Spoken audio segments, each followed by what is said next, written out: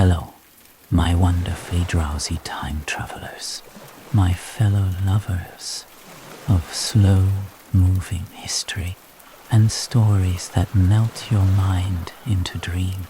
Before we begin our journey to the distant past, I'd like to ask you a small favor. If these sleepy stories help you drift off, consider subscribing to our channel. Your support helps us create more content to lull restless minds to sleep. And if you're feeling extra cozy, leave us a comment. Tell us how long you lasted before dozing off. We love reading your experiences. Now, find your most comfortable position. Let your eyelids grow heavy and allow my voice to guide you into relaxation. Quietly tonight, a simple wondering drifts in. How many lived years pooled into the walls, whose stones now seem timeless? The notion of a castle rising swiftly is a pleasing tale, yet real timelines stretched, paused, and resumed under weather, harvest, money, and muscle. A low hush of evening air settles around question. In this calm space, we will move at the pace of those measured hands, letting each phase appear, then yield to the next. Shoulders loosen, jaw unclenches, breath lengthens until it matches the slow lifting of a laden wicker basket from a trench. Faint imagined lamplight glows along rough timber. Castles beginning often lay first in permission, later formalized as a license to crenellate in 13th century England, when stone battlements signaled status as well as defense. That document's sealed strip gave legal recognition to projecting parapets and martial silhouette, fixing an administrative moment into the long rhythm of masonry. Long before such formalities hardened into expectation, Norman lords in the volatile decades after conquest simply raised fortifications without waiting, acting under immediate strategic impulse. The quiet notion of haste balanced with survival hums in the background. Their earth and timber outworks sketched urgent lines, which subsequent stone would patiently overwrite. Selecting ground meant weaving strategic sight with practical subsurface realities. Proximity to a river crossing, a road junction funneling traffic, an elevated knoll, or even the embanked ghost of a Roman earthwork returning to utility. These criteria compressed movement, surveillance, and symbolic command into one chosen patch. Before spades bit deeply, simple probing tested soil, bearing strength, driving an iron-tipped auger, or thrusting a narrow rod to feel resistance layers. Such tactile checks guided placement of heavy walls, so later settling would not betray haste. Moist earth scent seems to rise for a moment.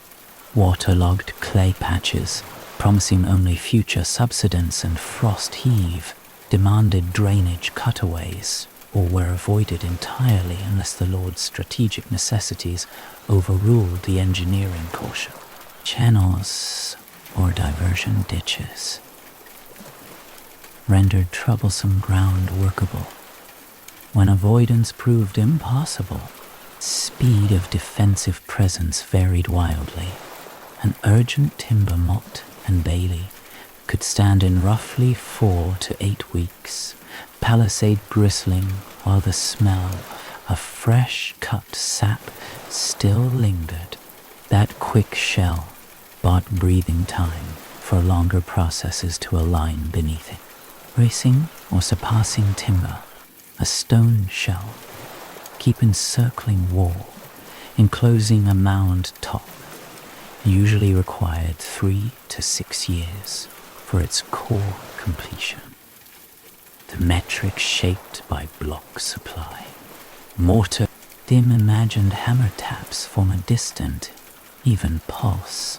Great square stone keeps, ambitious in height and thickness, stretched into 10 to 20-year horizons, their upper stories postponed until lower mass had proven steady through cycles of rain, frost, and settling.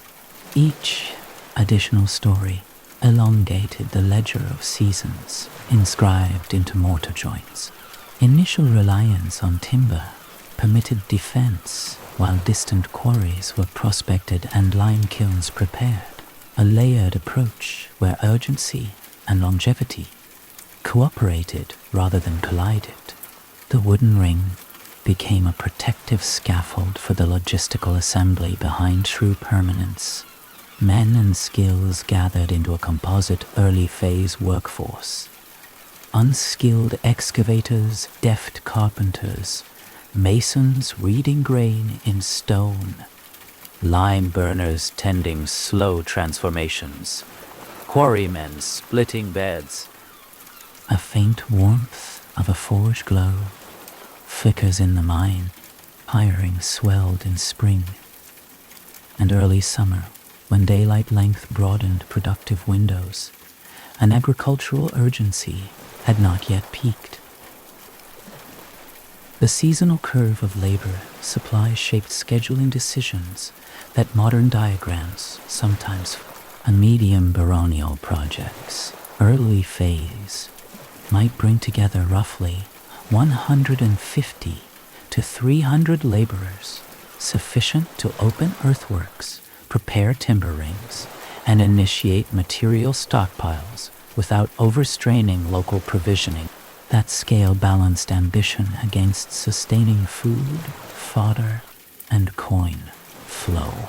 Recruitment funneled through the Lord Steward, whose proclamations in nearby market spaces named wages, expected duration, and required tools, drawing itinerant specialists alongside local hands.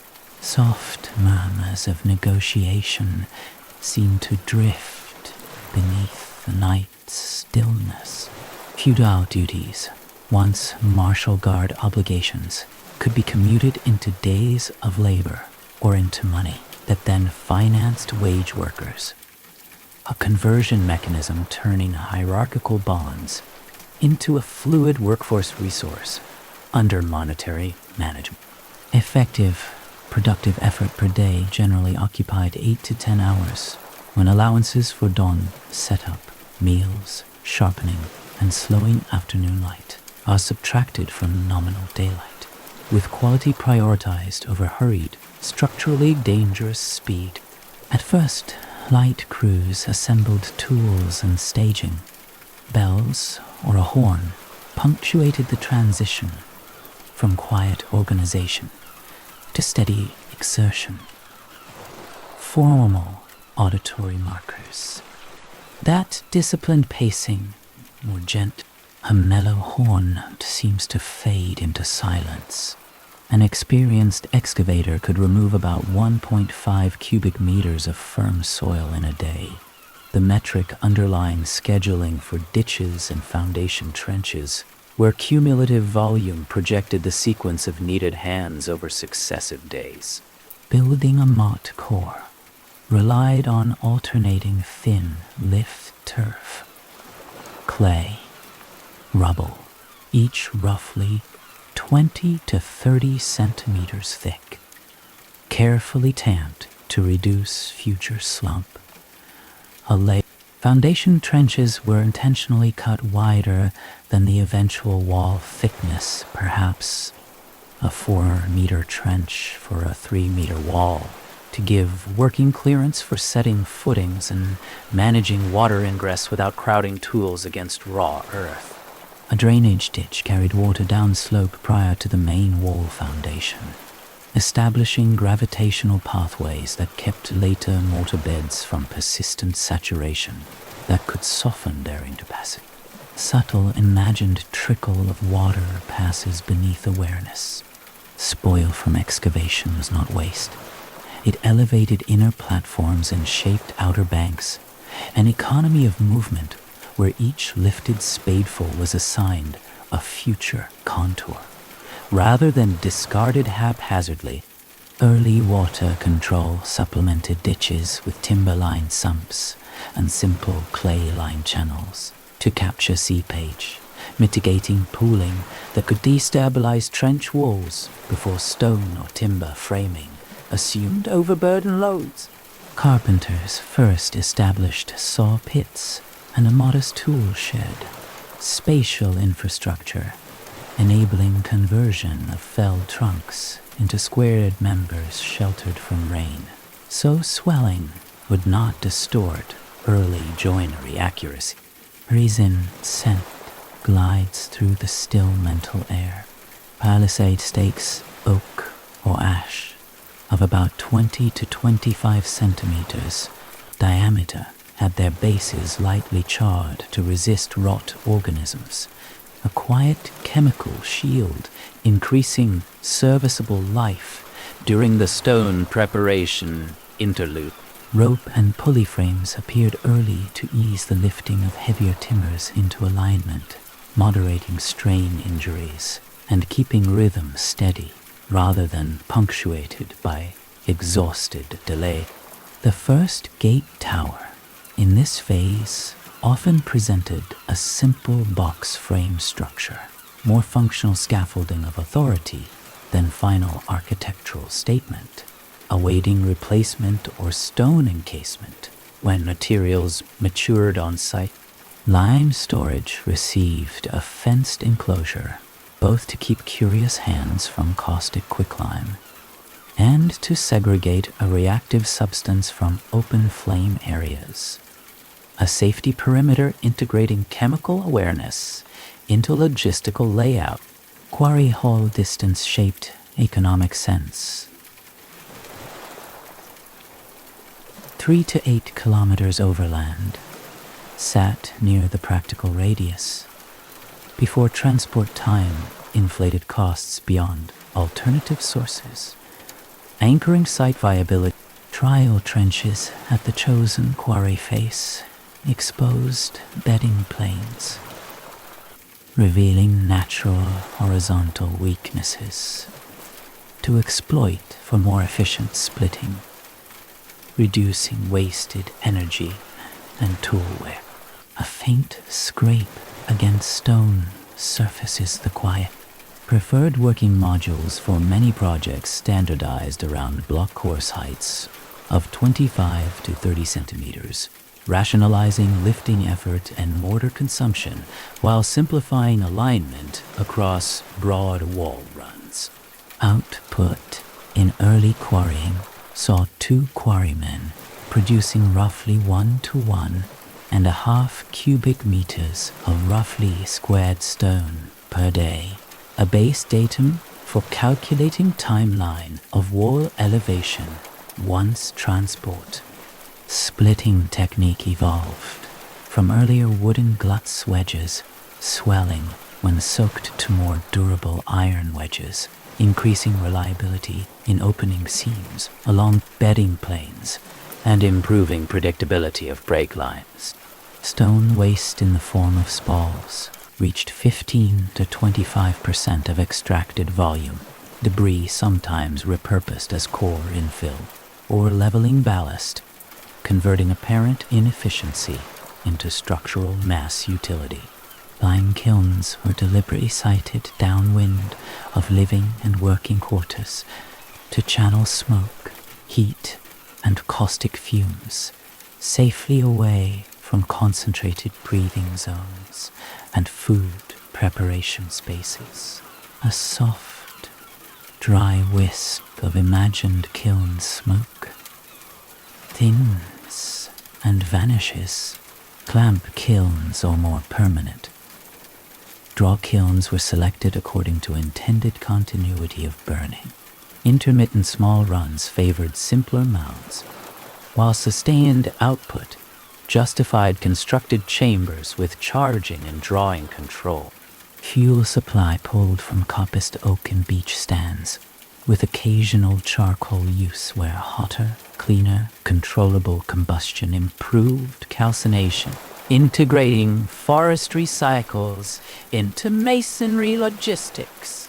Each lime burn, including its cooling period, occupied roughly 3 to 5 days before safe extraction, a fixed process pace that required multiple kilns or careful staggering to feed continuous mortar mixing. Mortar mixing drew on ratios of 1 part lime to 2 or 3 parts sand, proportions adjusted for local sand sharpness or desired plasticity, establishing a standard binding matrix for newly laid courses. Slaked lime rested submerged for 1 to 2 weeks, a mellowing interval allowing full hydration that yielded smoother working qualities and reduced sudden expansion on placement. Quiet, damp coolness seems to drift from the imagined pit. Hard frost below, about 5 degrees Celsius, inhibited effective mortar carbonation, turning winter cold into an invisible scheduling partner that could halt vertical progress to prevent compromised joints. Straw hurdles spread over fresh mortar joints during cold spells. Conserved residual heat and shielded from freezing air currents. Small woven barriers preserving chemical. Ox carts laden with stone or lime moved at 2 to 3 kilometers per hour, governing the temporal cadence between quarry face and building line more inexorably than any shouted urgency could accelerate. A 6-kilometer quarry distance commonly limited each cart to 2 full round trips in a day given loading, travel friction, and daylight envelope, a logistical ceiling defining maximal daily stone inflow capacity. River or tidal barge movement, when geography allowed, substituted one floating load for numerous carts, sharply reducing animal fatigue and human driving labor while smoothing delivery regularity. Gentle lap of imagined water accompanies the thaw. Wooden sledges employed during soaked seasons prevented wheels from gouging deep ruts, sliding loads over soft ground where rotational resistance would otherwise stall progress and shatter axle components. Transport labor could absorb up to 1/3 of early phase expenditure, emphasizing that movement, not just shaping, consumed financial breath within the project's ledger. Brushwood fascines laid into muddy approach tracks stabilized the surface, distributing weight and extending usability of routes that would otherwise demand constant regrading. A mason's toolkit mallet, point chisel, tooth chisel, bolster, plumb bob, square, chalk line formed a tactile vocabulary translating design intent into controlled stone geometry, each implement tuned to a distinct shaping state. Chisels meeting harder stone edges required resharpening every few hours, imposing cyclical micropauses whose cumulative time informed accurate wall rise predictions more than idealized continuous swing assumptions. Blacksmiths maintained scheduled forge cycles to restore edges, their timing dovetailing with mason breaks to minimize idle intervals and sustain overall productive flow. Soft ringing of anvil fades into the relaxed darkness. Nails and iron straps braced timber scaffolds, distributing loads and preventing sudden sheer failures that could cascade into costly injury and scheduled rupture. Rope, under heavy cyclical load and weathering, averaged a service life of 3 to 4 months before splicing or full replacement. Its planned attrition entered into provisioning calculations. Sand consumption was planned in weekly volumes against the capacity of mixing basins, ensuring balanced inflow of granular aggregate with lime output to avoid idle stacks or hungry mortar crews. Harvest season drew many casual workers back to manorial fields, contracting available labor pools and compelling scheduling of tasks tolerant of reduced workforce during that predictable annual dip. Shortened winter daylight slowed vertical construction. A safe, accurate placement windows narrowed, pushing planners to emphasize maintenance, stock augmentation, and planning rather than forced, risky elevation. Spring thaw triggered drainage maintenance, clearing silted channels to prevent collapse of trench walls softened by rising groundwater and melt saturation. Heavy rains threatened slump in untamped or insufficiently cured mott layers, reinforcing the need for staged compaction to guard against sudden earth movement undermining embryonic structures. A soft, slow patter of rain recedes in imagination. Freezing spells shifted priority toward carpentry under cover, quarry stockpiling, and systematic tool repair, converting adverse weather into preparatory advantage rather than pure law. Financial arteries feeding early progress combined demesne revenue, scutage monies, town tallage, loans including those from Jewish financiers in certain English contexts, and intermittent royal grants, a braided fiscal stream. Daily wage ranges anchored expectations. Common laborer at about 2 to 3 pence, contrasted with skilled mason at 4 to 6 pence. Wage differentials incentivizing skill acquisition within a mobile workforce. A medium timber first, then stone curtain. Project's initial decade might absorb costs from several hundreds to a few thousand medieval pounds. Magnitude reflecting ambition. Annual financial rolls, preserved expenditures and supply notes, providing modern scholars granular timing evidence that allows reconstruction of pacing beyond legend or romantic projection.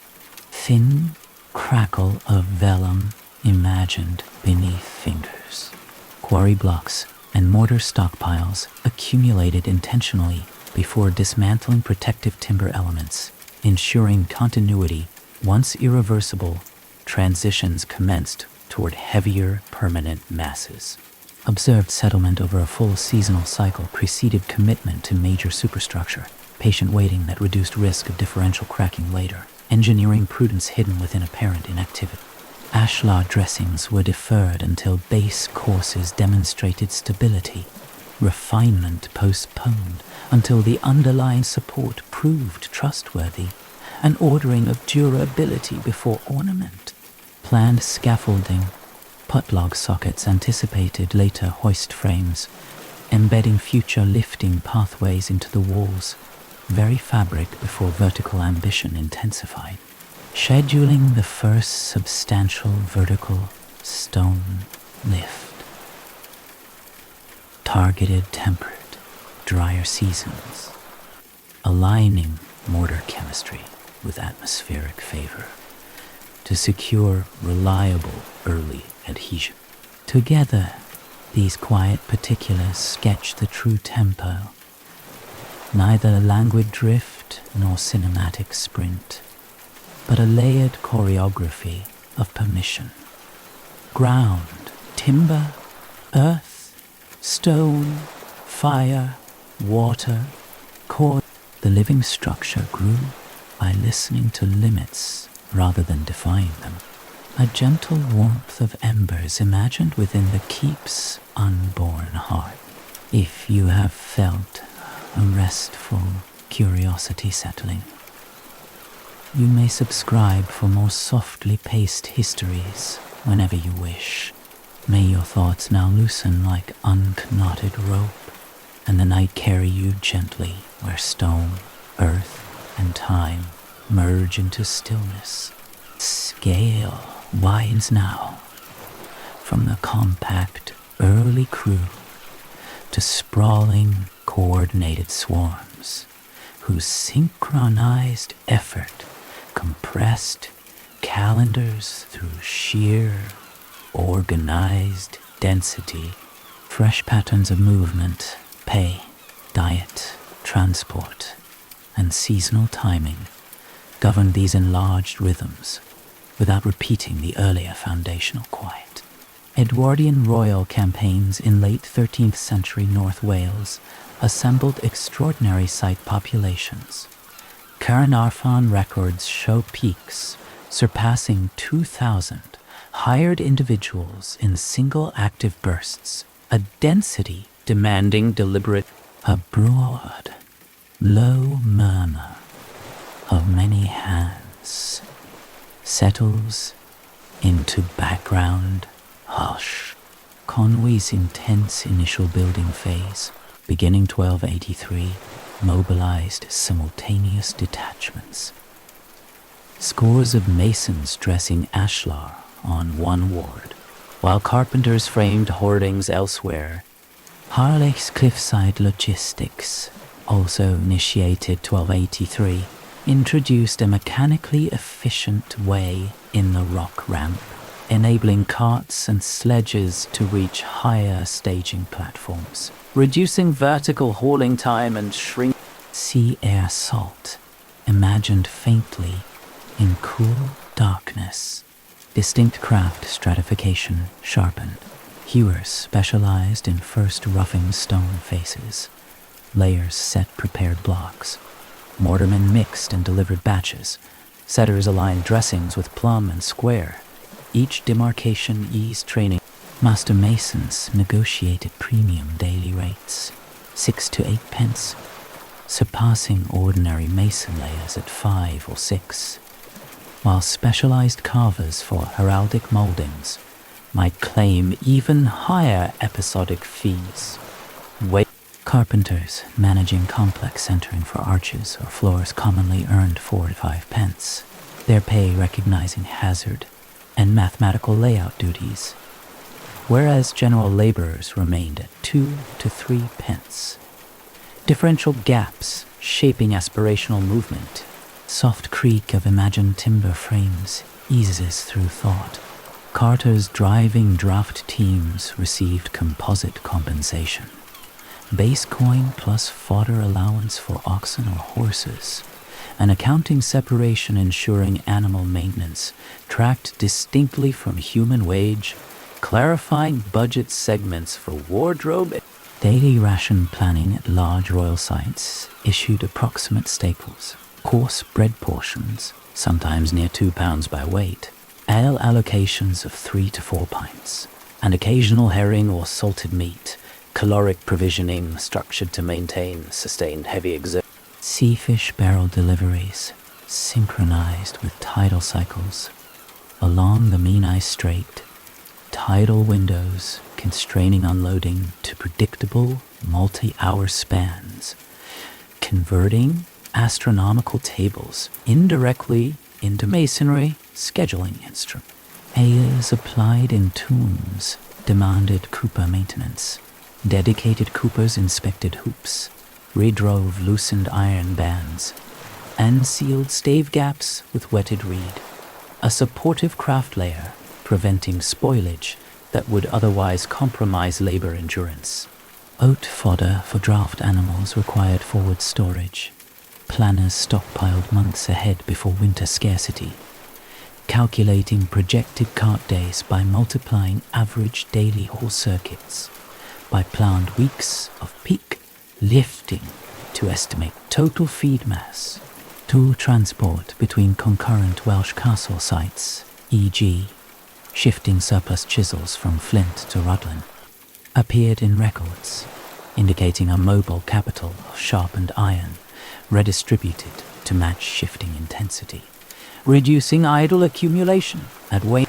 Seasonal workforce, faced accommodation limits.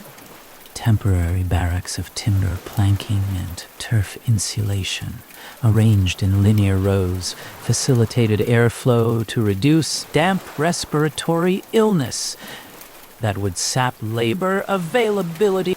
Mortality rates among large, assembled labor groups remained modest but non-zero.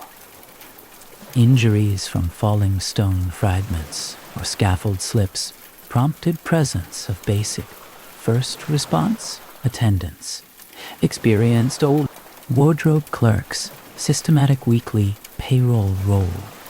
Entries documented names, or at least categories and days worked, producing granular chronological density, data later enabling historians to reconstruct daily headcounts with unusual precision for these campaigns.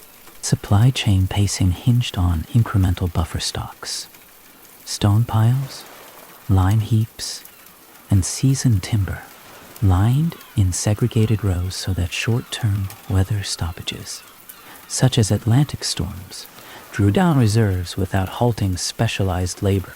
Shipmasters contracted for seasonal shipping of dressed Caernarfon stones from Anglesey, loaded vessels at knee-ebb tides to minimize grounding risk in shallower approaches, integrating lunar cycles into structural chronology. Average coastal barge capacity might deliver the equivalent of several dozen cartloads in a single voyage, effectively replacing a day's overland strain for numerous beasts and drivers, magnifying scheduling leverage of fair sailing days.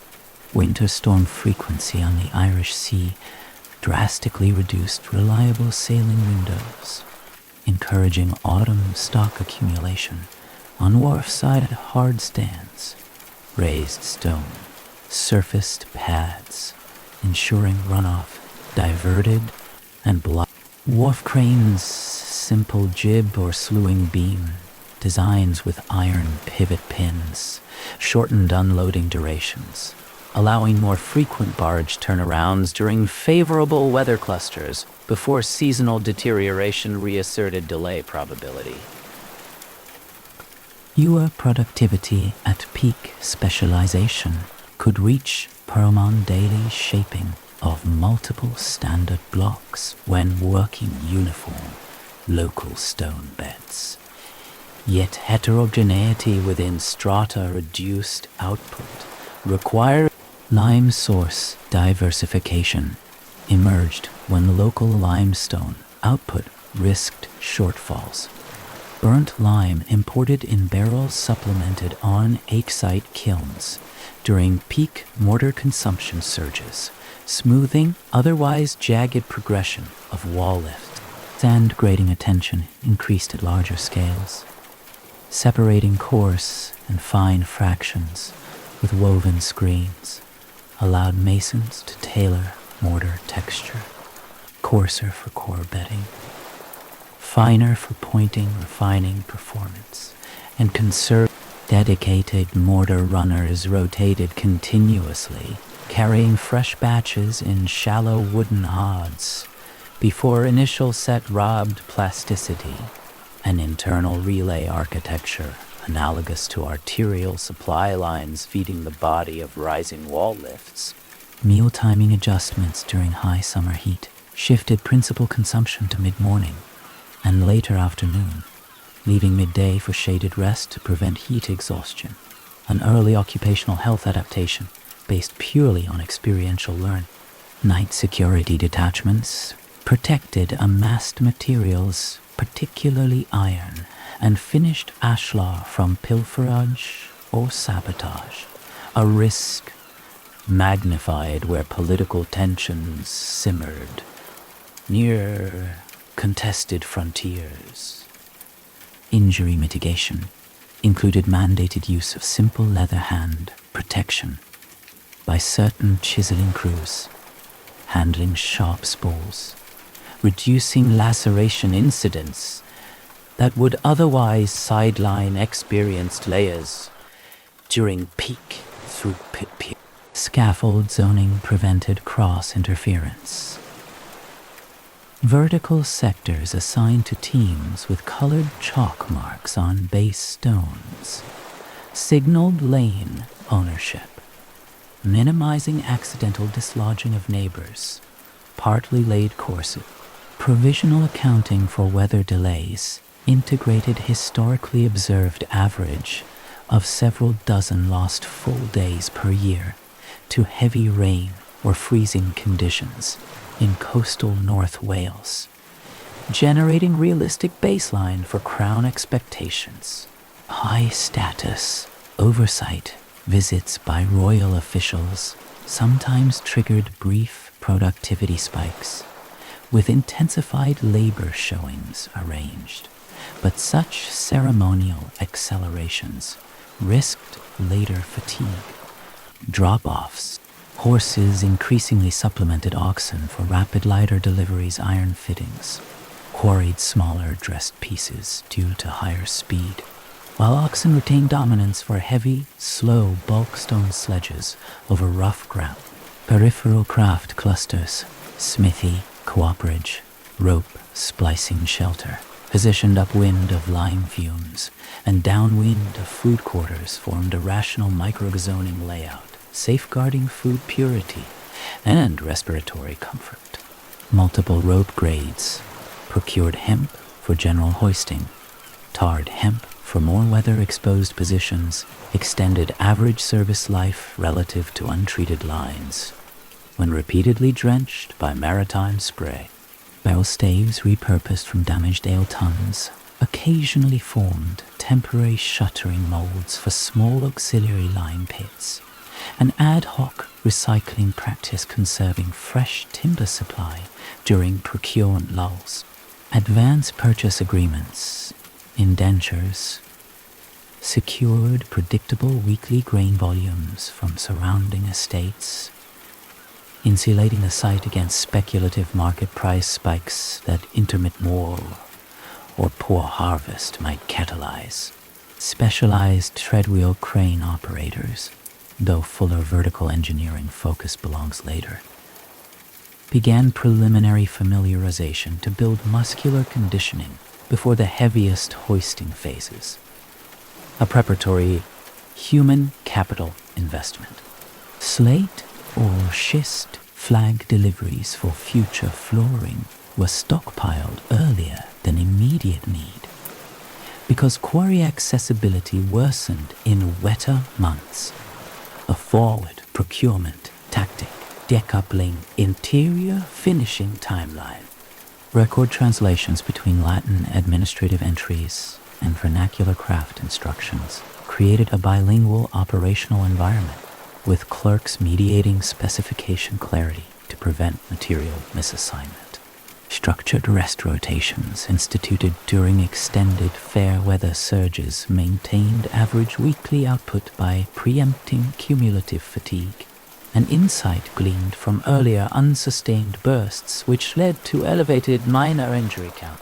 Short, experimental test panels of wall core composition, varying rubble size mix, were left to cure and then inspected for shrinkage cracks, data quietly informing mixture adjustments before wide application across major elevations. Peripheral temporary chapels or oratories constructed in simple timber allowed chaplains to serve concentrated labor populations, indirectly stabilizing morale and reducing desertion during longer, isolated campaigns. On site, judicial sessions handled minor disputes, wage, arrears claims, tool theft accusations, keeping resolution local and rapid. So aggrieved workers did not abandon posts, to seek redress in distant towns. Per capita daily allocation, occasionally reduced during supply squeezes, replaced partly by diluted pottage to maintain hydration. Such substitutions tracked in meticulous ration notes that later illuminate seasonal daylight charts, maintained informally by experienced foremen, noting sunrise and sunset drift, guided scaffold lighting decisions, rush light or crescent placement when marginal extra minutes at dawn or dusk materially advanced schedule. Strategic staggering of specialty deliveries, iron cramps, lead pigs, dressed chamfered stones prevented storage pile overcrowding that would complicate guarded inventory movement routes through the bustling yard. Fodder stack ventilation, gaps, intentionally left between hay ricks, cut spontaneous combustion, risk in damp maritime climates, preserving essential drought power assets. Structured apprentice pairing placed novices with mid-level, not master, artisans, freeing masters for complex layout, while ensuring knowledge transmission without overburdening top-tier expertise bandwidth. Periodic mass tool audits reconciled, issued iron against returned inventory, enabling early detection of shortages and timely forging orders so production arcs remained unbroken by chisel scarcity. Water supply enhancement through temporary lined cisterns caught roof runoff from provisional sheds, diminishing reliance on carted barrels during dry midsummer spans, and dedicating more wagon time to higher value materials. Disease containment practices, isolating workers exhibiting flux or respiratory distress into peripheral huts, limited cross-infection within densely bedded bunkhouses, maintaining overall labor availability. Incremental rationalization of internal paths, spreading crushed rubble over primary desire lines, reduced ankle injuries and speeded barrow transit. Small surface engineering upgrades paying cumulative time dividends. Footfalls grow softer in imagined dust. Tidal scheduling imprinted a dual daily pulse onto Cairnarfon's supply pattern, morning and evening high waters, structuring interior task, sequencing, sow, stone, dressing, intensify. Excess winter downtime reallocated into prefabricating timber centering segments, numbered for later assembly. A temporal bank that would accelerate arch and vault framing once mortar weather windows reopened. Quantitative headcount forecasting used recent attrition percentages to project replacement recruitment needs months ahead, reducing reactive hiring lags and smoothing experienced worker ratios. Vegetable plot cultivation near encampments, leeks, onions, cabbages supplemented purchase supplies, their modest vitamin contribution helping mitigate deficiencies during prolonged provisioning strain.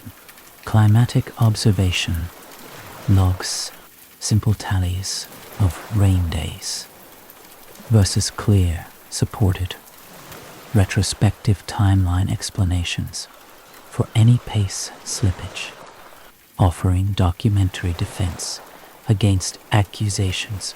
Cumulative coordination here transformed raw manpower into compressed calendar segments. Synergy between tides, relation to barges cargo aligning with prepared receiving yards, and receiving. A broad, slow exhalation of the enterprise seems to settle into stillness. If These interlocking flows have gently deepened your sense of how time was shaped. You may subscribe whenever such quiet curiosity returns. May the large quiet of ordered movement drift now into your own breathing, and the night carry every remaining thought out across a calm, unreachable tide. Upward growth now becomes the quiet theme. How stone climbed, adapted, and refined its defensive skin, while internal functions unfolded layer by layer. Fresh mechanical, geometric, and sanitary decisions begin shaping the still rising mass without retracing earlier ground. Wall lift pacing in favorable seasons could average roughly 3 to 4 vertical meters per year on a major curtain, while adverse weather, supply pinch, or labor diversion might shrink that to 1 or 2, embedding irregular rhythms. A slow, imagined ascent of blocks steadies the breath. Course alignment relied on story poles, timber rods pre-marked with anticipated course, counts leaned and checked by plumb. Bob's so cumulative error did not drift into dangerous lean over tens of courses. Bonding strategy tied opposing ashlar faces through the rubble heart with long through-stones. Bond stones. Every given number of courses, sometimes at roughly 1 meter, vertical intervals, preventing the core from cool interior stone stillness brushes the mind. Rubble hearting, the core fill was puddled by tamping smaller spalls and fluid mortar, so void pockets did not later collapse. Planned daily lifts for the core were limited in height to allow partial set facing stones received thicker mortar beds. Then later, refined standards to accommodate quarry dimensional variance, a deliberate elasticity reducing prying stresses when minor settlement occurred beneath newborn masses. Gentle granular rasp of mortar settling is briefly sensed. Base batter, an intentional outward splay near footings, thickened a wall at ground level, shifting structural thrust distribution and discouraging undermining. Before the profile narrowed into a more economical vertical shaft above, water shedding, string courses, or narrow cordons were inserted at intervals, projecting a lip whose drip edge pulled rain clear of lower joints, reducing washout and biological colonization of the face. Scaffolding initially continued the putlog method, with horizontal timbers bedded into sockets, spaced perhaps about 1 meter vertically and more widely horizontally. But as height rose, independent timber frames were sometimes favored to keep the face up. Dry scent of aged timber edges into awareness. Walkway widths on working scaffolds commonly ranged near 1 meter, sufficient for a barrow turn or 2 laborers passing, and wedge-driven ledger connections reduced sudden shift risk while still allowing rapid dismantle downward when a lift finished. Putlog hull spacing, once the wall was complete, could later be infilled with smaller closing stones, closes, or left open to improve ventilation during curing months before final surface treatment. Early hoisting at these heights employed windlasses anchored on stout transoms. As complexity increased, treadwheel cranes of 3 to 4 meters diameter appeared, allowing a pair of men walking inside to raise loads approaching a few hundred kilograms more smooth. Muted rhythmic footfalls circle in quiet imagination. Treadwheel drums incorporated simple ratchet and pawl devices, preventing accidental backslip, an essential safety against rope failure during the hoist of heavy-dressed voussoirs or carved capital. Sheer-leg crane variants, 2 or 3 long spars, lashed at the apex, were occasionally rigged where space constraints precluded full treadwheel setups, sacrificing lifting smoothness for narrower footprint against a turret flank. Rope selection for major lifts favored thicker hemp lines with spliced eyes, while secondary guiding taglines of lighter cord-controlled rotation, minimizing collision damage to arises. Sharp block edges. During traversing, arrow loop geometry evolved with the adoption of crossbows. Earlier simple vertical slits broadened internally into deep trapezoidal splays, later augmented by cross-shaped terminals to widen lateral aiming arc without compromising frontal minimal. A narrow shaft of imagined light threads through cool air. Internal embrasure splay could widen to 60 or more centimeters from an external slit, only a handful of centimeters across. The transition surface smoothed to reduce deflection, irregularities for missiles. Loop offsets were adjusted in elevation, so an array covered interlocking fields, alternating slightly higher and lower sill heights in adjacent bays prevented dead ground immediately below the wall foot.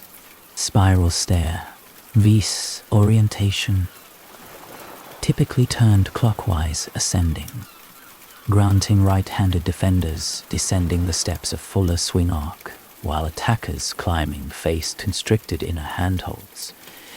This design asymmetry acted as a individual spiral step risers, commonly sat near 17 to 20 centimeters, with treads widening dramatically from narrow newel vicinity to broad outer circumference, enabling variable speed rapid descent by defenders. Distant hollow footfall swirl faintly in thought. Occasional regional exceptions placed an anti-clockwise spiral, usually serving specific internal circulation constraints, rather than reversing tactical doctrine, reminding that uniformity was never absolute. Garderobe shafts were corbelled outward in projection so waste exited beyond plinth wash, reducing acid saturation of foundation rubble and discouraging undermining attempts exploiting softened ground. Some chutes introduced a right gangle dogleg near the upper drop, limiting upward drafts and reducing direct missile vulnerability. Ashlar linings eased periodic cleaning by scraping teams. A faint cool draft imagined moves downward unseen. Coastal or tidal sites integrated. Seaward flush garderobes where waste openings aligned with periodic high water scouring, reducing accumulation maintenance cycles versus inland pit-based systems. Rainwater management for wall walks included small scuppers punched drain channels, set at measured intervals, sloped slightly outward to prevent standing pools that would accelerate freeze-toss ball in joint mortar.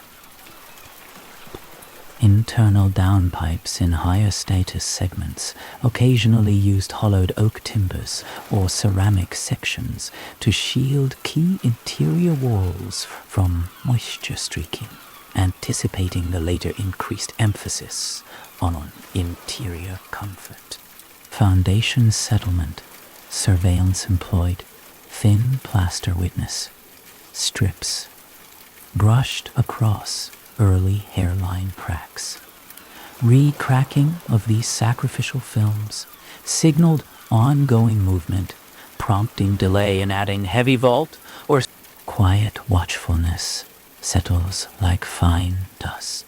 Vaulted ground stores provided fire-resistant magazine or food areas. Their barrel forms rose over temporary timber centering, composed of numbered ribs and lagging, dismantled only after sufficient lime cure, often a measured rib vault experimentation in certain keeps introduced stone ribs first, infill webbing second, allowing weight channeling to piers sooner and reducing centering complexity compared with full barrel support. Centering reuse cycles became a logistical planning component. Sets were rotated between adjacent bays, meaning each timber piece carried a hidden chronology of successive curing intervals across the structure. Arch voussoir accuracy was ensured by template boards, thin planks, inscribed with intrados, curve against which dressed stones were checked before hoisting, minimizing risky trimming tasks while poised above void. Soft scrape of template against stone, lightly perceived. Portcullis groove fabrication involved carefully soccer-fing twin vertical channels into side jam blocks before final assembly. Grooves were polished with abrasives to reduce friction. For the heavy lattice, repeated drops and raises. The winding drum for the portcullis installed in a chamber above the passage bore iron gudgeons seated into masonry pockets lined with lead sheet, which offered a malleable bedding, absorbing slight movement without splitting stone. Gate passage defensive sequencing employed offset inner doors so a straight projectile path from outside never aligned perfectly with the final hall entry. A spatial baffle layering time delays upon attackers. Moral passage.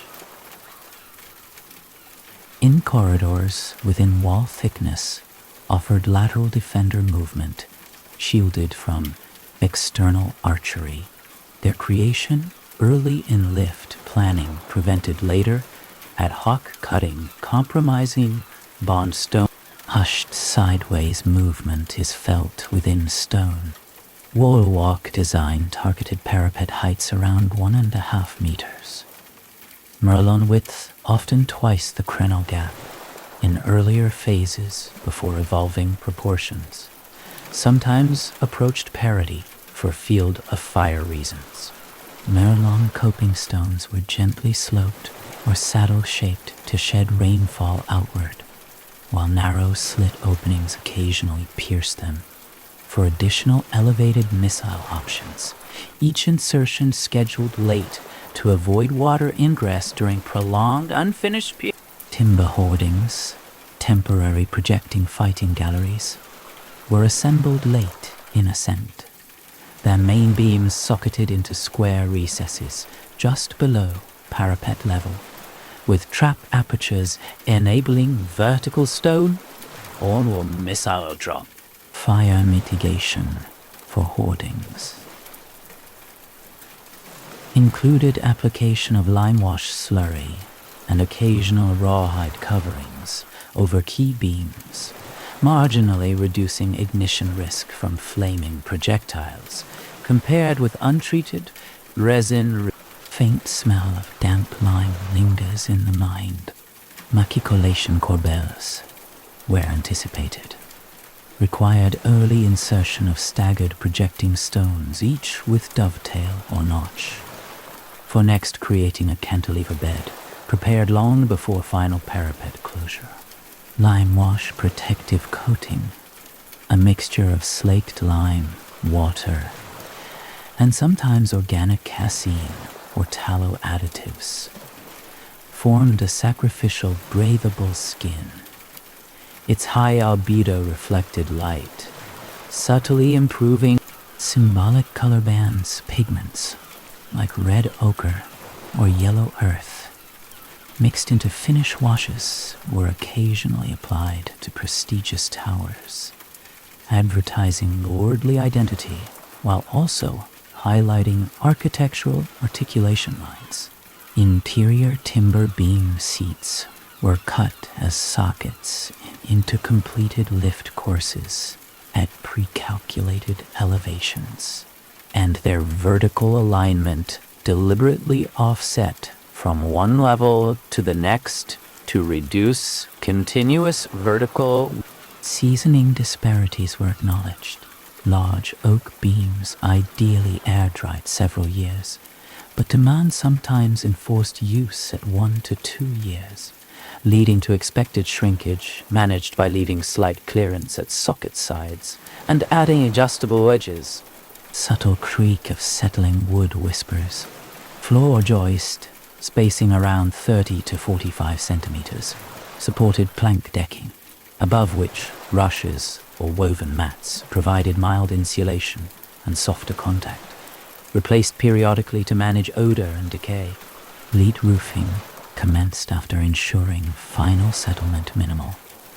Lead pigs were melted in on-site cauldrons and cast into sheets over sanded bed frames, then overlapped and nailed to oak boards with pegs and clipped edges. Average lead sheet thickness of a few millimeters balanced weight and flexibility, expansion gaps, and timber substrate resilience prevented tearing under thermal cycling during hot summers and cold winters.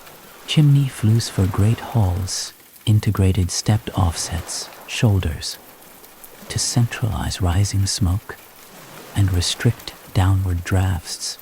Internal parging, thin lime and clay plaster smoothed turbulence and improved draw. Louvered lantern structures atop tall roofs evacuated smoke from open hearths prior to full chimney dominance. Their adjustable shutters controlled by cords, enabling regulation during shifting wind direction. Soft upward drift of warm air is imagined. Window enlargement phases, where status demanded light, included insertion of wider openings after initial structural consolidation, relieving arches above new apertures, redistributed weight away from freshly cut lintel. Iron grille work, anchoring for vulnerable lower windows, embedded cramps into lead-sealed mortises, deterring intrusion while allowing airflow. These fittings awaited final plastering to avoid corrosion from internal plaster coats applied in successive passes, coarse arricchio containing larger aggregate, then finer intonaco, smoothed irregular masonry, improved light diffusion from small openings, and reduced dust shedding. Hydraulic mortar for cistern linings included crushed brick, ceramic grog, or naturally reactive sands, enabling partial set-in damp, allowing early water testing without dissolving structural binder. Cool echo of a drop into water is faintly sensed. Cistern cover slabs were sometimes grooved to accept removable timber lids, balancing contamination prevention with maintenance access for periodic silt dredging essential to sanitary function. Drainage sumps underlying internal courtyards were covered with perforated stone grills, collecting runoff directed by subtle grading of paving, reducing puddle stagnation and algal slick hazard. Internal lighting strategy employed narrow oil lamps in niche recesses, carved while mortar still green. Their suiting monitored to gauge airflow patterns before committing to permanent decorative painting. Defensive gallery ceiling boarding included deliberate smoke, blackening tolerance. Heavy build-up served as a moisture buffer, absorbing condensation instead of permitting drip onto stored bowstrings or crossbow prods. Treadwheel crane repositioning protocol used temporary pivot platforms at newly completed floor levels. Disassembly into modular parts allowed ascent inside the shell rather than left exposed to wind atop open parapets. Measured hollow thump of wheel steps cycles silently, hoisting schedule charts, rudimentary tallies on wax tablets, allocated crane time blocks to masons, carpenters, raising heavy trusses, or installation of large dressed features, preventing queue friction and idle skilled hands. Truss erection for hall roofs employed king post, or occasionally arch-braced forms depending on span. Pegged mortise and tenon joints were oriented, so predominant weather drove rain away from open grain, postponing decay. Roof drainage via lead gutters discharged into spouts, shaped as carved beast heads on prestigious structures, projecting water clear of lower masonry. Scheduling their carving late reduced damage risk during scaffold traffic. Wall core temperature moderation, observed by tactile sense, guided winter limework decisions. If inner face remained chill and damp midday, vertical lifts paused to avoid trapping uncarbonated layers beneath newer courses. Security layering mid-height included murder holes above passage vaults, rectangular or circular openings whose rims were dressed smooth to prevent tool purchase by intruders. Their casings inserted concurrently with guardroom interior fit-out integrated simple stone benches keyed into lower wall courses, ensuring seat stability without separate fastenings. These were shaped after most structural vibrations ceased to maintain crisp edges. Documented adjustment instances, like narrowing a planned window due to discovered vein of friable stone shell, responsive design flex, with masons substituting a thicker pier segment to re-establish load path reliability. Wing wall junctions used toothed bonding, alternating projections so later extension phases could interlock. Future-proofing growth without mechanical seams, open to weather initially, later infill unified the face. Faint sense of interlocking pieces. Aligning arises. Lightning stroke risk remained low compared to later taller spired structures. Yet iron finials occasionally crowned prominent turrets, their oxidation monitored and periodically resealed with oil or wax. Interior circulation refinement placed small wall recess cupboards, ambries, in domestic chambers, cut after plaster keying scratch marks, but before final smooth coat, integrating storage without freestanding furniture clutter. Progress verification rituals saw master masons ascend and sight along plumb lines at dawn, when low-light rake joints, revealing irregularities more clearly than overhead noon illumination, timed quality control, exploiting natural optics. Daily vertical advanced ceilings were imposed not only by mortar strength gain, but by ergonomic fatigue thresholds in repetitive hoisting. Exceeding these led to increased chip fracture waste, recorded in incidental notes warning against overextension. Subtle slowing of imagined rhythm resonates.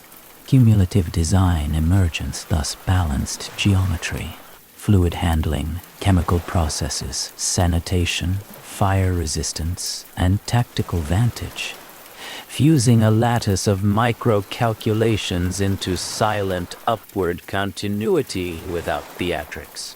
If this careful ascent has quietly enriched how you feel, stone acquires height and purpose.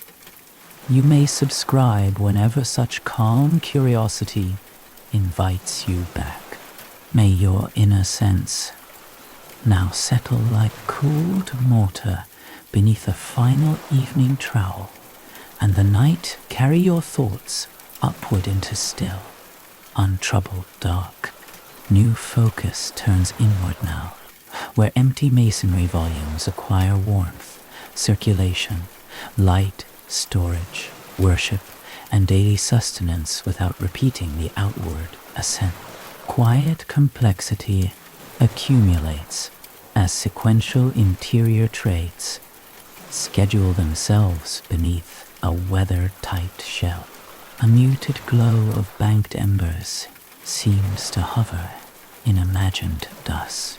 Great hall activation typically began only after reliable roofing and lead or tile weather skin reduced penetration risk, often placing its primary fitting 1 to 2 seasons after wall heads were first enclosed. A lag in primary open hearth placement in a hall floor demanded careful flag selection, dense stone resisting thermal fracturing, and a rectangular or occasionally circular hearth curb. Subtle warmth drifts upward in thought. Hearth ash removal schedule ran on a daily light rake at dawn, plus a deeper weekly lift, with preserved fine white ash mixed into lye preparation for laundering, folding waste management into domestic underfloor void creation in raised timber. Floored chamber areas introduced air circulation, reducing damp rot. Joists were bedded on stone sleeper walls, spaced, seasoning storage for large hall principal beams, ideally spanned 4 or more years under open sheds with side slats, but building urgency often shortened this to 2. So carpenters applied dry resin scent lightly imagines itself. Floorboard thickness decisions balanced scantling economy and deflection limits. Common thickness in principal domestic chambers might center around 3 to 4 centimeters. Planed upper surfaces chamfered at edges to reduce splintering under seasonal expansion cycle. Well shaft, sinking within an inner ward, frequently commenced earlier, but only broke through final lining above floor level once debris risk from upper works diminished. Hand-dug shafts could intermittent seepage during well excavation was controlled by temporary sump pockets at bench levels, allowing bailing intervals that kept the working floor relatively dry and reduced collapse hazard in water-softened material. Permanent wellhead construction introduced a low drum of ashlar with rebate for a wooden lid and an iron gudgeon, windlass, with handspike arms sized for 2 laborers, could raise a typical full water bucket of perhaps cistern installation for roof harvested water. Supplemented wells where draw depths fatigued servants. Builders plastered internal cistern walls with hydraulic lime. Cool stillness of water rests in imagination. Overflow spouts from cisterns were deliberately directed into small gravel sumps to diffuse erosive discharge, rather than carving rills through courtyard surfaces that could trap winter ice and trip foot traffic. Kitchen block siting was offset laterally from the Great Hall to mitigate fire risk and smoke infiltration, yet connected by a short covered passage enabling service in poor weather. Typical clearance distances might span several meters. Primary kitchen range planning integrated a wide hooded hearth with lateral niches for pot suspension cranes, while a separate bake oven and earthen or brick domed chamber was built with its own stoke opening. The internal thermal cycle, relying on oven firing cycle length, commonly consumed 1 to 2 hours of heating, followed by progressive baking loads, first bread, then residual heat used for pies. Finally, herb drying and efficiency ladder, extracting buttery, drink storage, and pantry, bread and dry goods, were arranged contiguous to the screen's passage at Hall's service end, with the buttery often possessing a small lattice vent to maintain cooler air temperature. Cellar areas beneath the hall, where geology permitted, exploited thermal inertia for ale conditioning. Temperature differentials of several degrees Celsius compared to surface. Some are ambient extended cask stability windows before faint damp stone coolness, brushes awareness, glazing introduction. In higher status chambers use small circular or lozenge-shaped crown glass, quarries set in lead cames. Installation typically delayed until structural movement eased, often a year post-roof, so brittle panes would not. Production of crown glass discs, spun from a gather to a broad circular sheet. Imposed size limits, meaning large window openings required composite lattice arrays, increasing assembly time but permitting incremental replacement of individual quarries. Shuttered openings persisted where glazing cost was prohibitive. Internal shutters were hung with simple strap hinges and sometimes lined with canvas or fur to reduce drafts.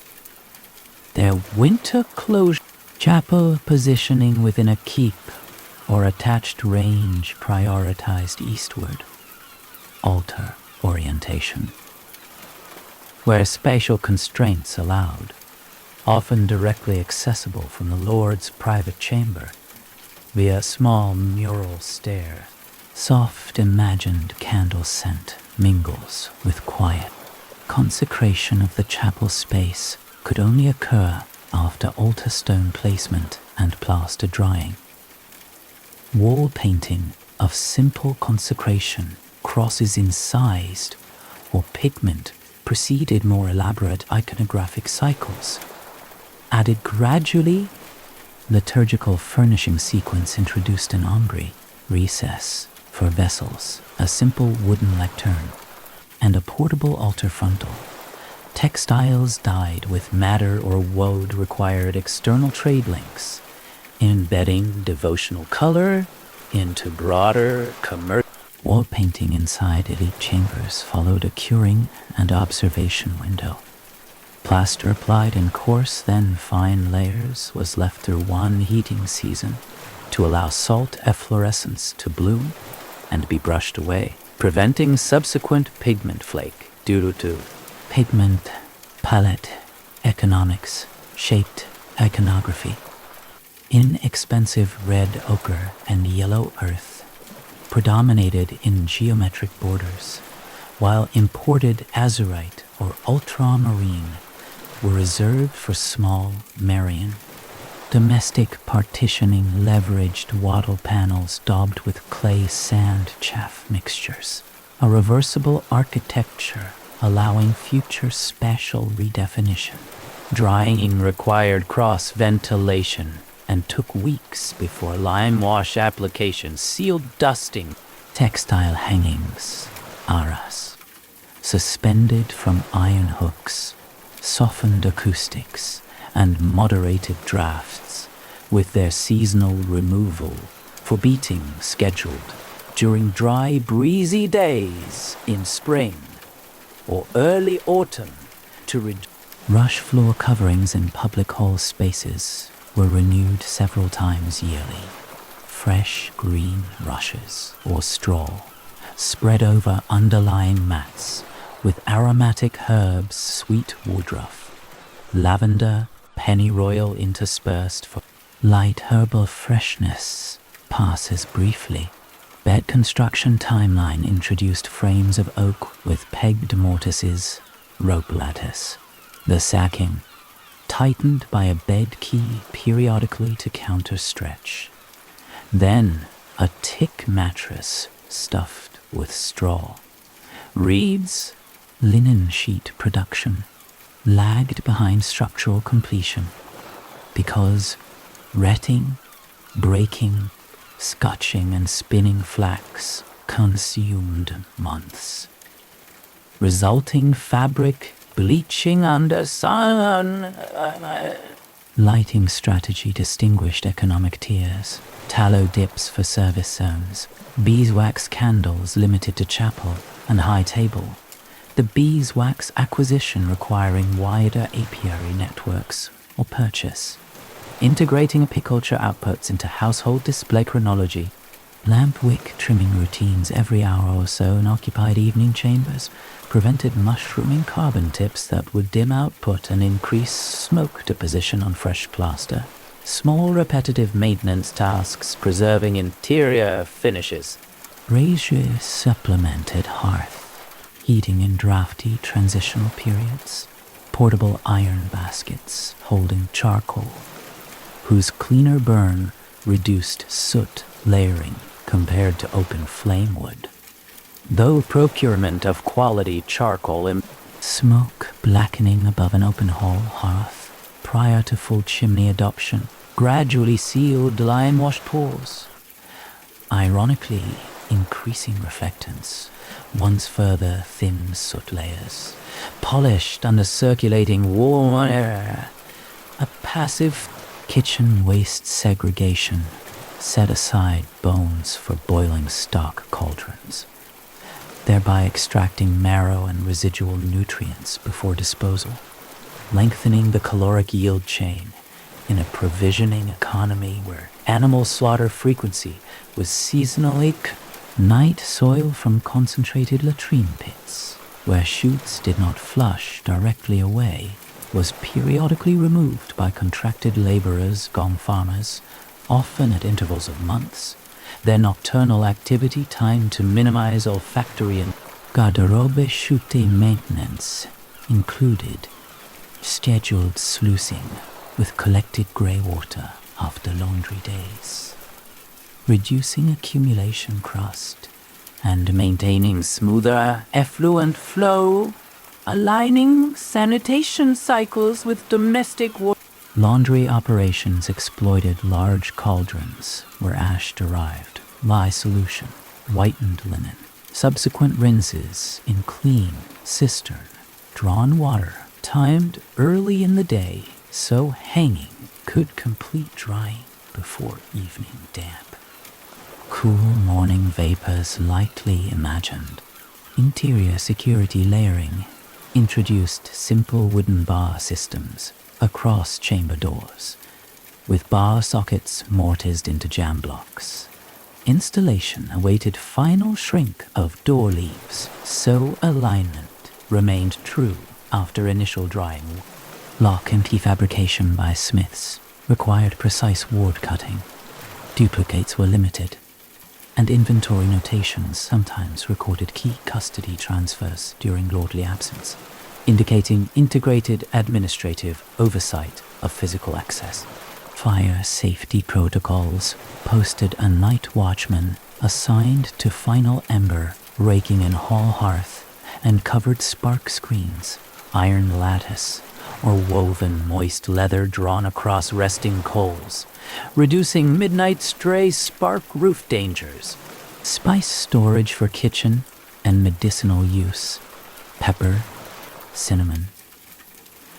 Cloves utilized small lidded wooden caskets kept in a locked spice room under steward control, reflecting high cost per weight. Herb drying racks near the kitchen eaves provided continuous supply of savory, sage, and thyme. Bundling schedule, staggered harvest, so essential aromatic additives remained available even in frost months without losing volatile oil.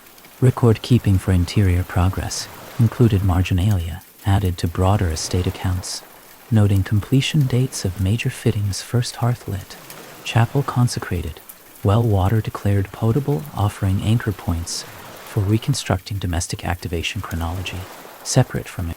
Tapestry motifs sometimes incorporated, heraldic updates commemorating marriages, or alliances formed after initial construction, meaning visual program layering could continue decades.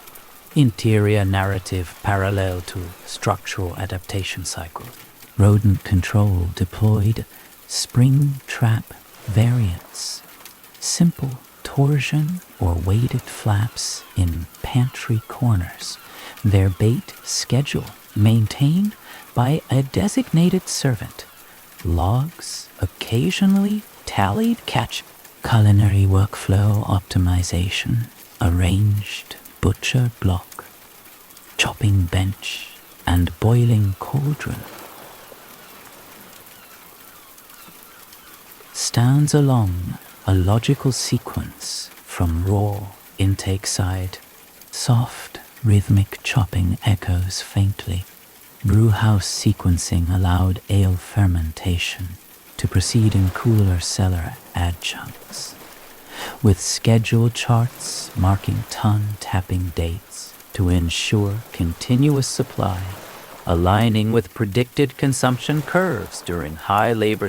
Private latrine annexes for lordly chambers used smaller chute dimensions lined with smoothly jointed stone to reduce odor retention and ease occasional scrubbing with lime water solution, a maintenance pairing of sanitation and mud.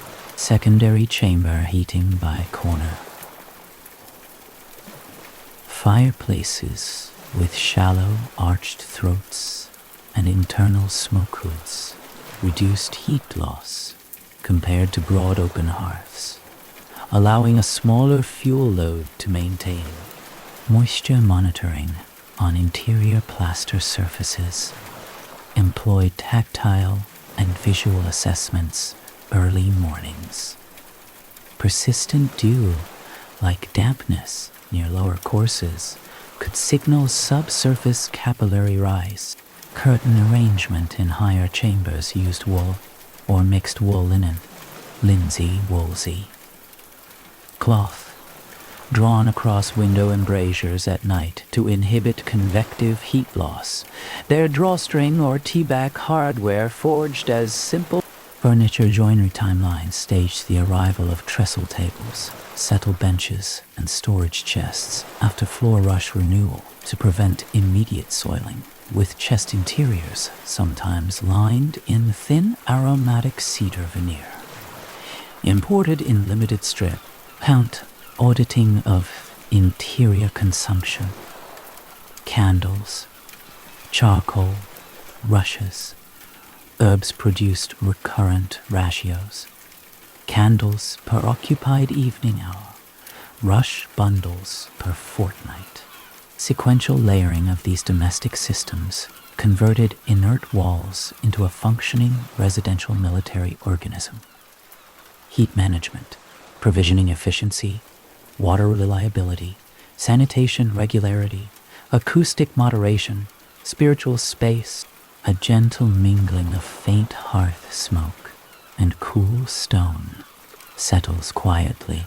If the quiet accretion of these inner textures has deepened your sense of lived time within the stone shell, you may subscribe whenever you wish for more restful history.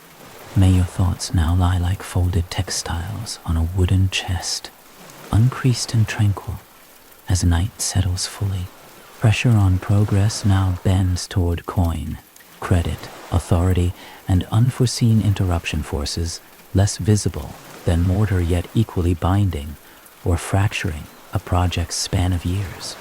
A low, steady hush of distant rain seems to veil the background. Royal fiscal instruments could redirect castle pacing abruptly. A levy for war preparation, an extraordinary aid, might harvest liquid resources the patron had earmarked for stone, postponing scheduled lifts, or scutage reconfiguration when a crown shifted commutation rates. For night service, altered baronial liquidity streams. Higher rates could paradoxically free more immediate coin if large vassal networks paid in money. Rather, mirage grants, originally funding town walls via tolls on goods entering gates, occasionally permitted surplus diversion toward a lord's adjacent castle repairs or enhancements, knitting urban commercial throughput to fortification. Soft creak of a tally stick imagined being notched. Pontage toll authorizations on new or rebuilt bridges near a fortified center generated incremental revenue pulses. Temporary rights sometimes extended beyond the initial bridge completion, providing a modest fiscal buffer for continued. Wool customs crown imposed duties on exported fleeces could escalate during continental conflicts, compressing margins for landed patrons heavily reliant on that commodity. Diminished surplus profit translated into lengthened intervals between paying large timber or lead consignments. Coinage alterations by debasement or re-tariffing of silver content shifted purchasing power mid-project. A nominally identical chest of pennies after a debasement might command fewer cartloads of lime or fewer days of master mace.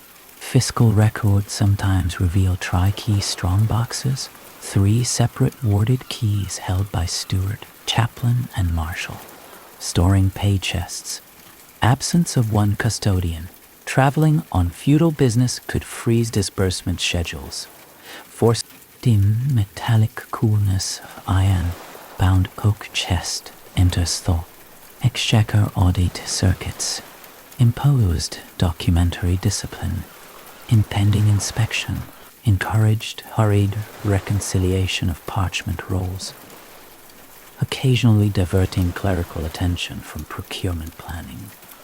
Creating short-term or credit from Italian merchant bankers, Lombard groups established in certain English towns introduced structured interest-bearing advances, releasing immediate coin for specialized decorative stone. Earlier reliance on Jewish financiers in parts of 12th, 13th century England, offering cash against gagged rents or plate, inserted a legal layer. Crown seizure of such debts during anti-Jewish measures transferred faint rustle of parchment contracts seems to stir, then settle.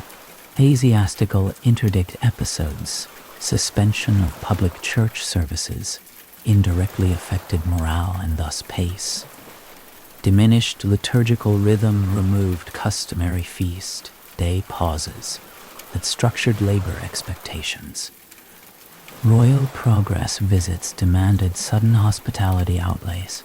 Ailie reserves, bread stocks, and fresh meats rerouted to ceremonial banquets.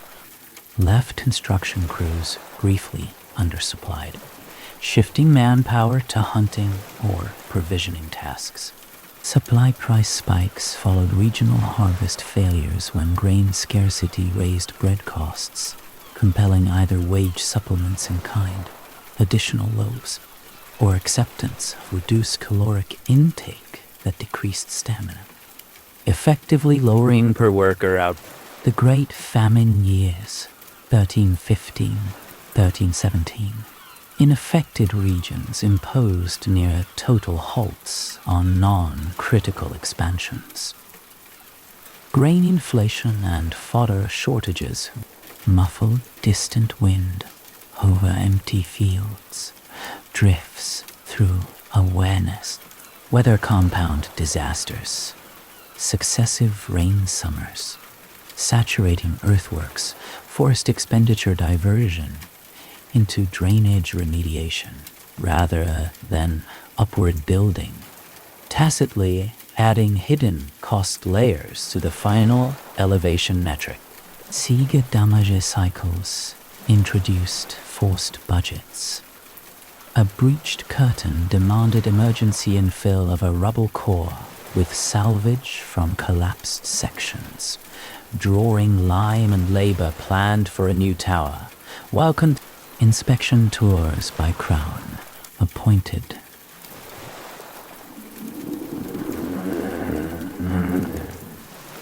Appointed master masons could mandate corrective rework, an out-of-true-batter angle or underbonded corner buttress required partial legal disputes over quarry rights, competing claims with a monastic house or neighboring lord could weaponize prohibition writs, choking stone inflow until arbitrated. Interim adaptation might pivot to interior timber tasks, but pacing of the outer defensive. Maritime embargoes during Anglo-French conflicts constricted access to superior imported iron, such as steel-edged tools, or pitched timber shipments, prolonging tool resharpen cycles and diminishing effective cutting efficiency for Black Death labor shock. Later, in mid-14th century, zones radically altered wage leverage. Surviving craftsmen demanded elevated daily pay or food allowances. Where quiet emptiness among fewer hammerstrokes is faintly sensed. Statute of Laborers regulatory attempts to cap post-plague wages introduced enforcement friction.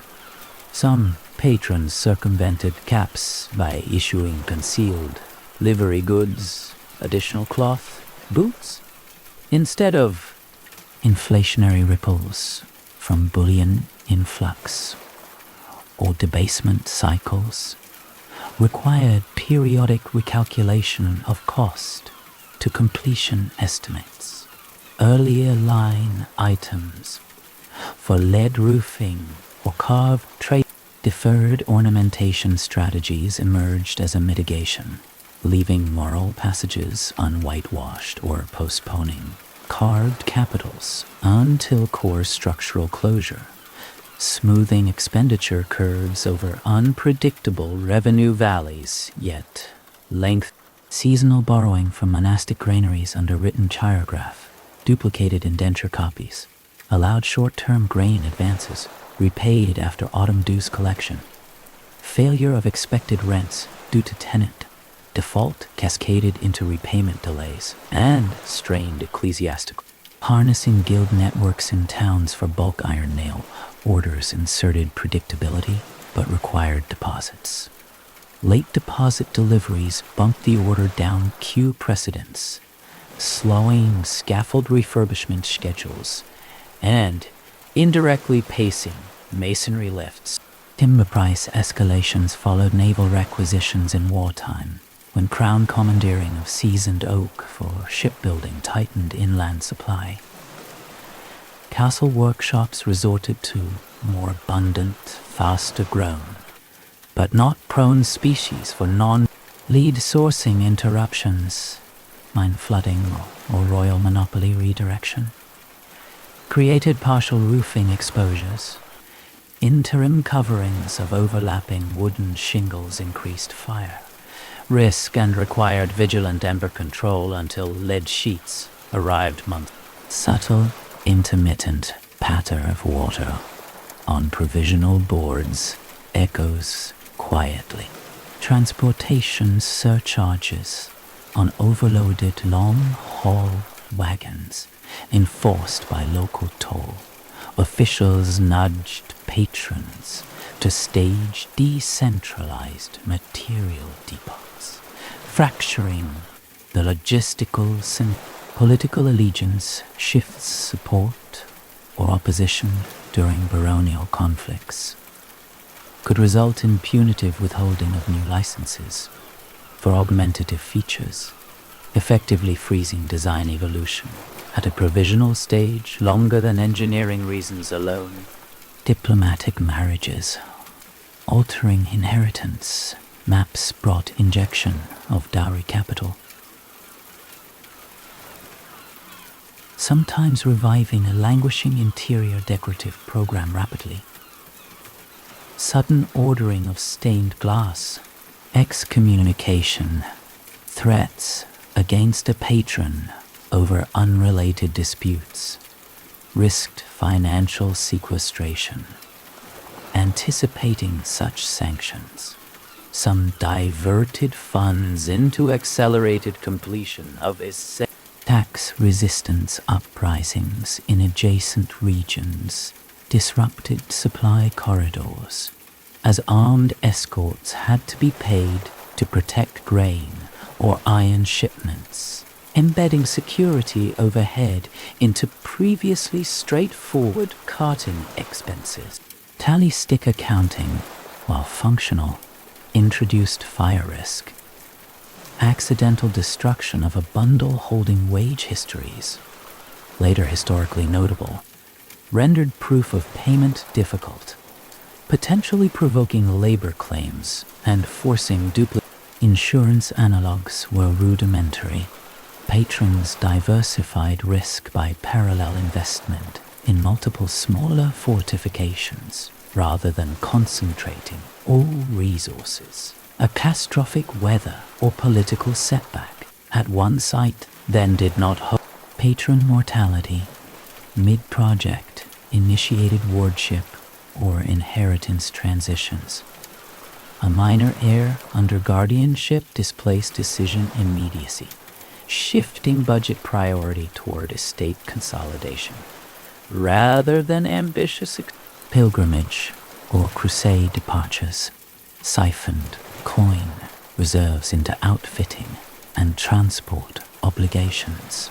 Surviving household administrators triaged ongoing work, maintaining structural integrity tasks while suspending purely symbolic embellishment.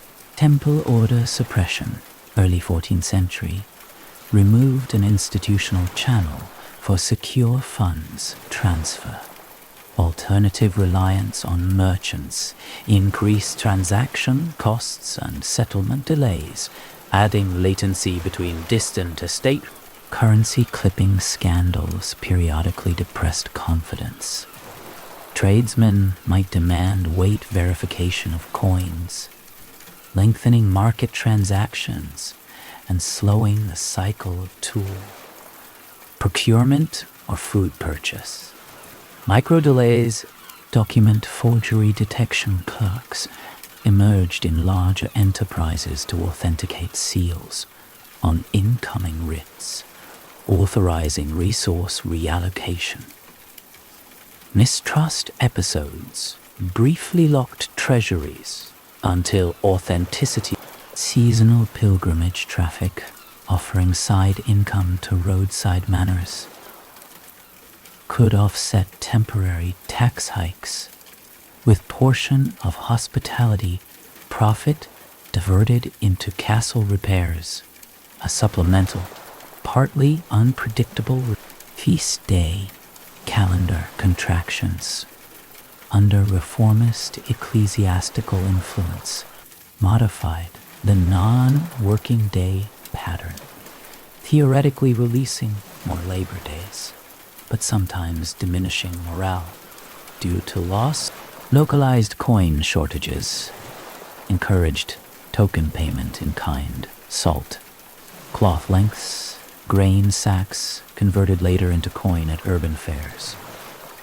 Craftsmen accepted such deferred monetization only when trust in patron solvency stood high. Forest law enforcement restricting timber. Felling in royal forests compelled negotiated licenses with pearl tree fees.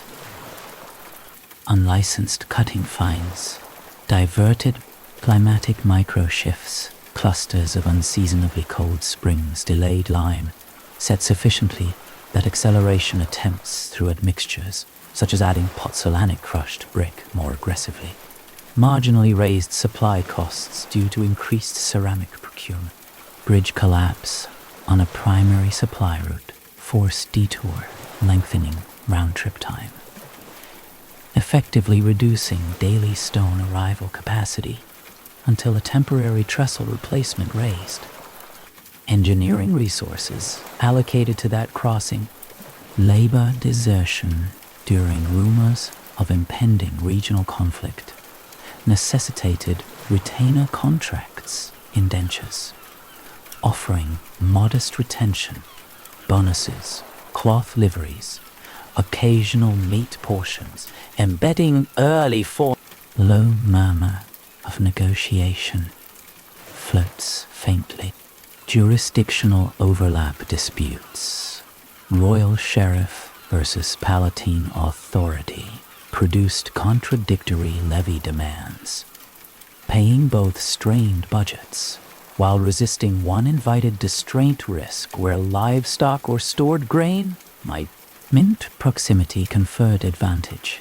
Lords near active mints exchanged clipped or worn currency more rapidly for full-weight coin, maintaining better purchasing power stability versus distant patrons, whose older coin stock eroded buying efficiency.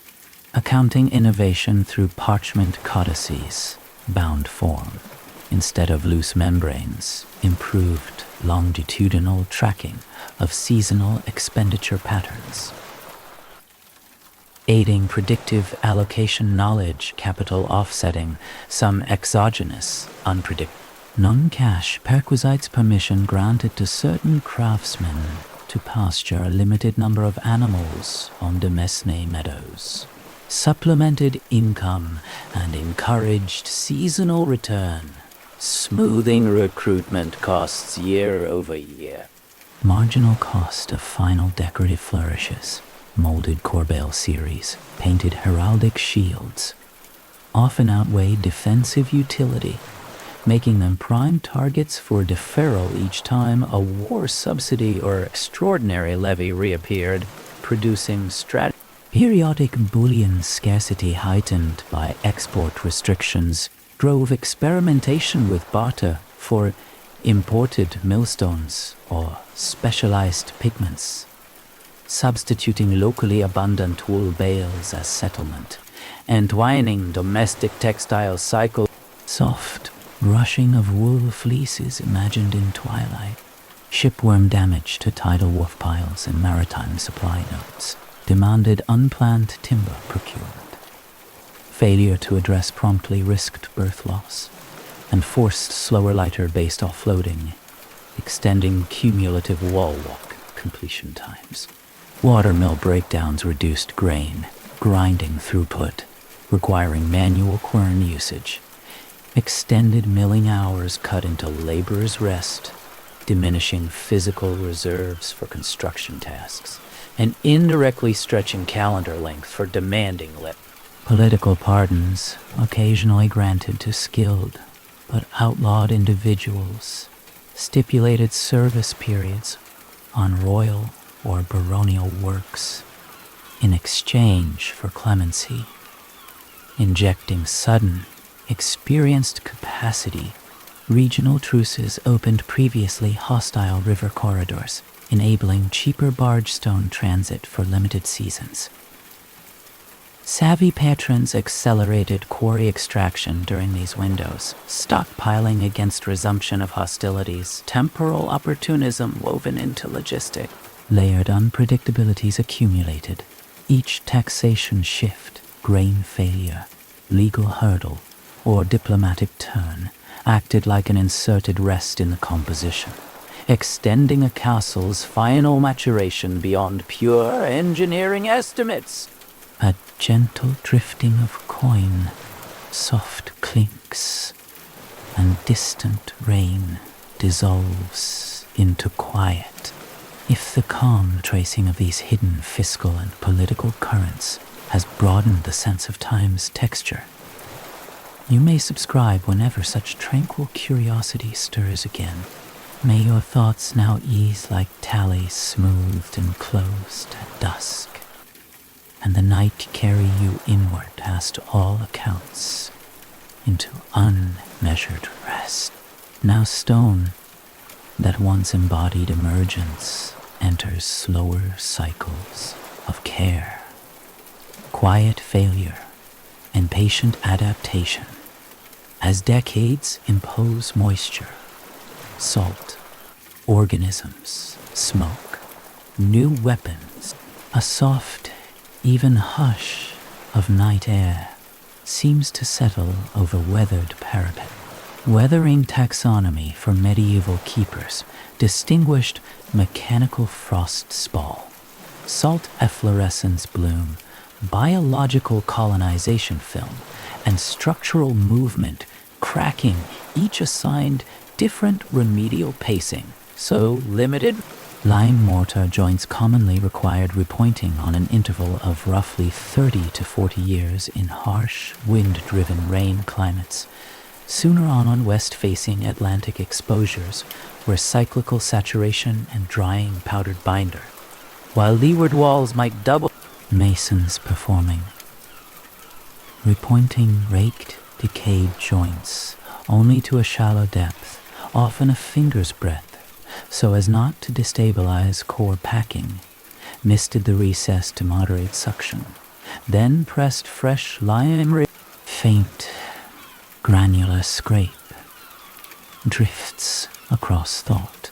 Parapet coping stones, once loosening under repeated thermal expansion of trapped moisture, were lifted, underside lichens scraped, bedding renewed with a slightly hydraulic mortar containing reactive siliceous sand to resist rapid washout on up.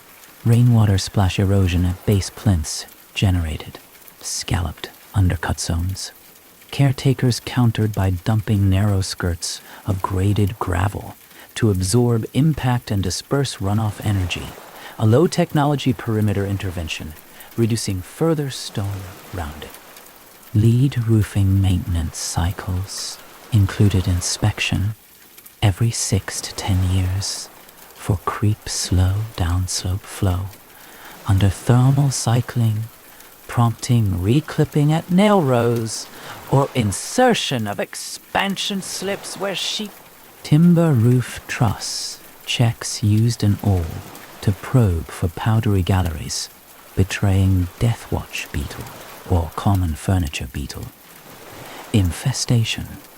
Affected members, if non-critical, were at wall damp monitoring in basements, employed suspended strips of unsized parchment fastened flush to masonry.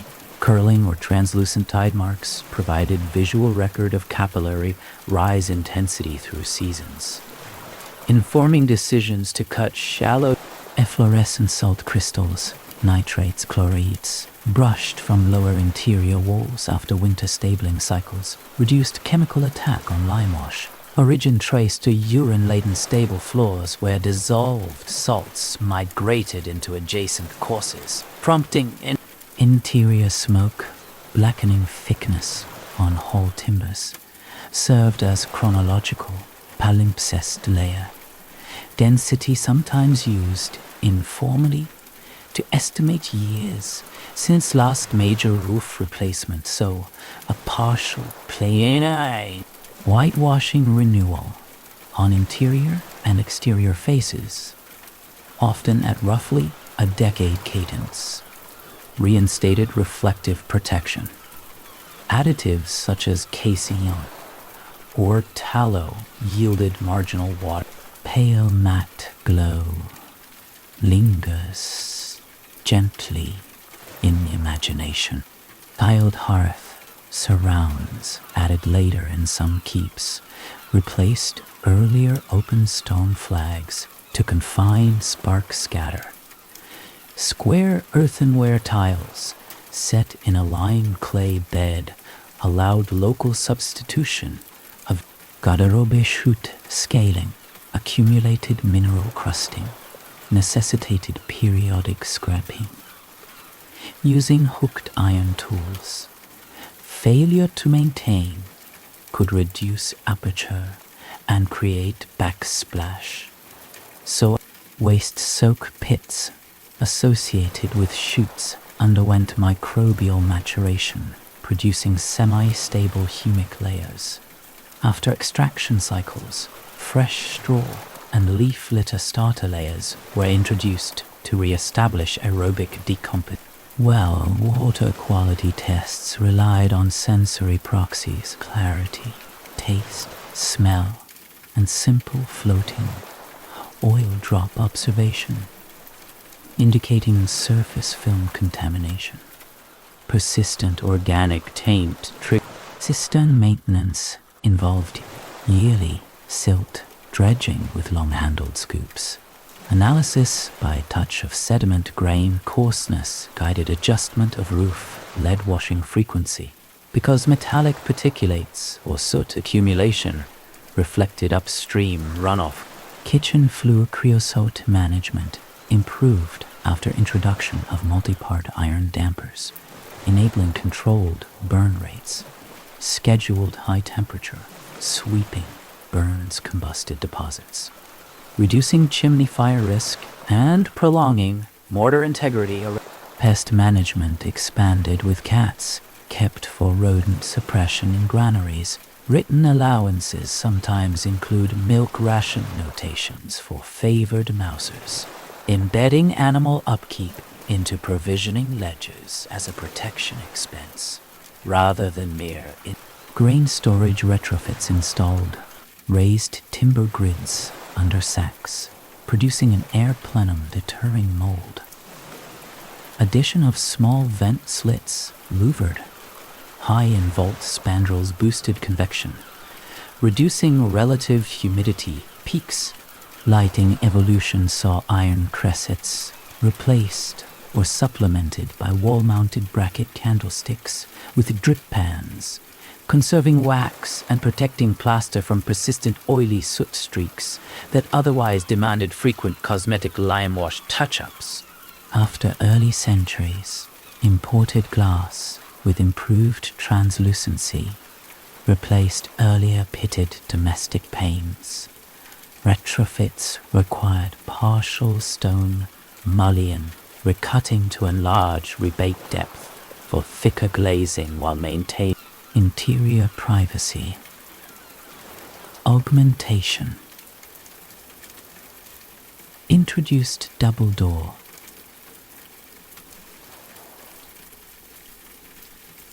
Sets outer plank, inner paneled, creating an insulating air buffer, improving floor covering innovation. Introduced woven rush, matte carpets with geometric pattern dyed by plant pigments, more easily rolled and beaten than full surface loose rush scatter, reducing organic layer decomposition against board. Moat maintenance, where present, demanded periodic dredging to preserve depth. Dredged silt, rich in organic matter, was sometimes spread in kitchen gardens after a drying interval, closing a nutrient cycle while restoring. Bank revetment against erosion used fascine bundles staked along inner slopes.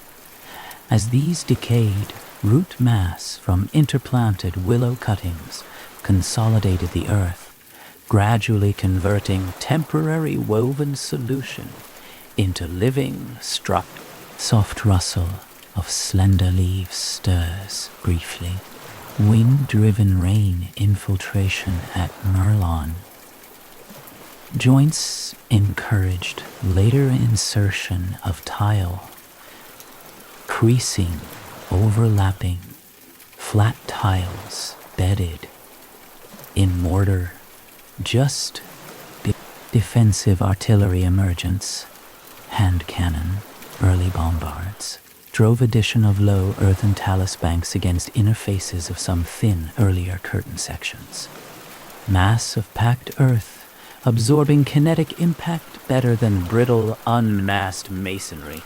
Arrow loops in certain towers were partially enlarged or reshaped into keyhole gun ports with a small circular lower opening for muzzle protrusion. Stone dressing carefully preserved structural lintels, while adapting geometry to powder weapon recoil management. Powder storage adaptation created dedicated dry rooms lined with timber sheathing. isolating sparks. Floor kept sand-covered to smother accidental ignition, while iron tools were banned inside wooden or bronze. Machicolation retrofits on older flat-faced walls required insertion of corbel, rows anchored into newly cut sockets, mortar bonding limited size of each projection, necessitating sequential curing stages before placing front lintel slabs to distribute load. Wall thinning risk during insertion of internal passageways, decades later, triggered compensatory external buttress. Small, rectangular projections added at calculated intervals. These, not an original plan, reveal evolving circulatory color change in heraldic exterior render layers, oxidizing to a chalked paleness, prompted periodic reapplication of thin tinted washes. Shift in pigment sources due to trade interruptions occasionally altered visual scheme, creating stratified chromatic interior acoustic adaptation in great halls for more intimate gatherings. Introduced suspended linen or woolen baffles under high roofs, diminishing reverberation time. Discrete timber frames held these soft panels. Document storage improvement. Added ventilated wooden chests within monument towers, their slatted sides maintaining steady microclimate. Silica-rich sand trays beneath recorded lower rodent intrusion. A clock installation in prestigious sites. Mechanical weight-driven iron frame devices require turret modifications. Insertion of vertical shaft for descending weights and outward dial window.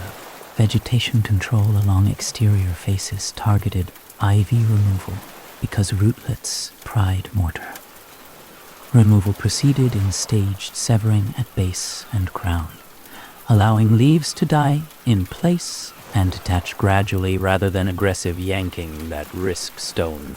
Lichen présence, while sometimes protective by retaining surface moisture evenly.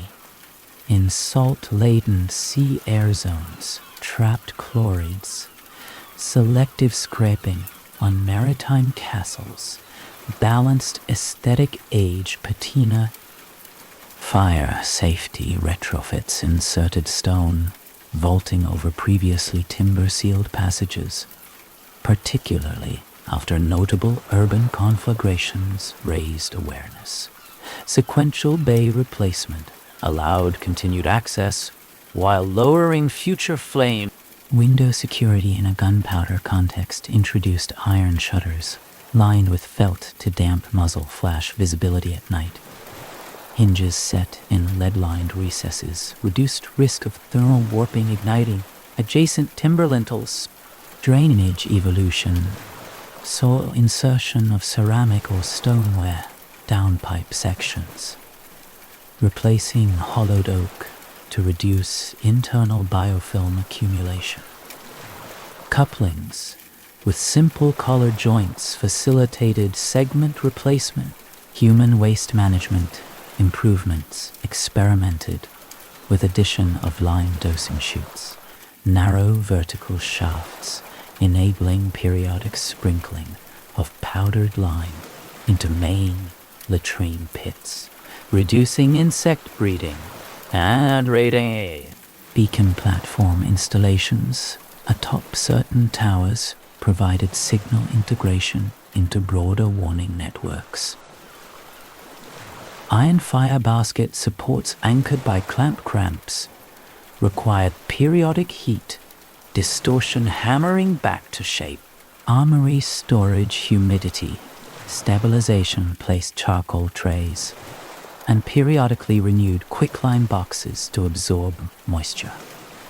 Recorded weight gain of absorbers offered early quantifiable indication of cavern damp trends before corrosion.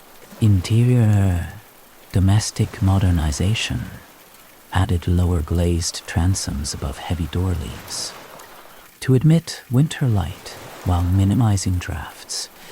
Insertion required careful cutting of non-load-bearing upper panel sections and treadwear polishing on stair treads, rounding nose edges into hazardous curves. Triggered insertion of shallow oak cappings, secured with tree nails. Sacrificial overlays that could be replaced after decades without recutting entire helical stone flight. Vault crack monitoring utilized thin horsehair. Set across joints, embedded in a dab of quick-setting plaster. Severed hairs flagged progressive movement faster than naked-eye periodic survey, prompting targeted tie rods and wrought iron passed through wall heads with decorative washers shaped as quatrefoils externally. Cold-driven wedges allowed gradual tensioning after seasonal temperature shifts. A controlled introduction of tensile reinforcement centuries after original granary ventilation. Shutters gained adjustable slatted levers, enabling regulation against driving rain while keeping airflow. Reduction in damp spoilage losses translated into steadier bread provisioning and less emergency. Gentle dry grain, whisper, rustles, softly. Water wheel or windmill adjuncts, supplying flour to resident garrison, integrated maintenance dependencies. When axle or sail damage halted milling, ration adjustments cascaded into castle meal scheduling. Addition of a perimeter earthwork reshaping for artillery age adoption. Lowered some curtain segments behind new earthen gun platforms. Bastionettes accepting a visual discontinuity for ballistic absorption.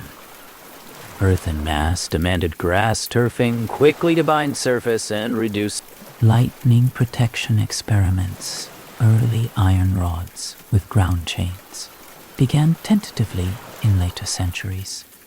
Retrofits required discrete routing along corners to minimize aesthetic disruption, reflecting growing empirical awareness.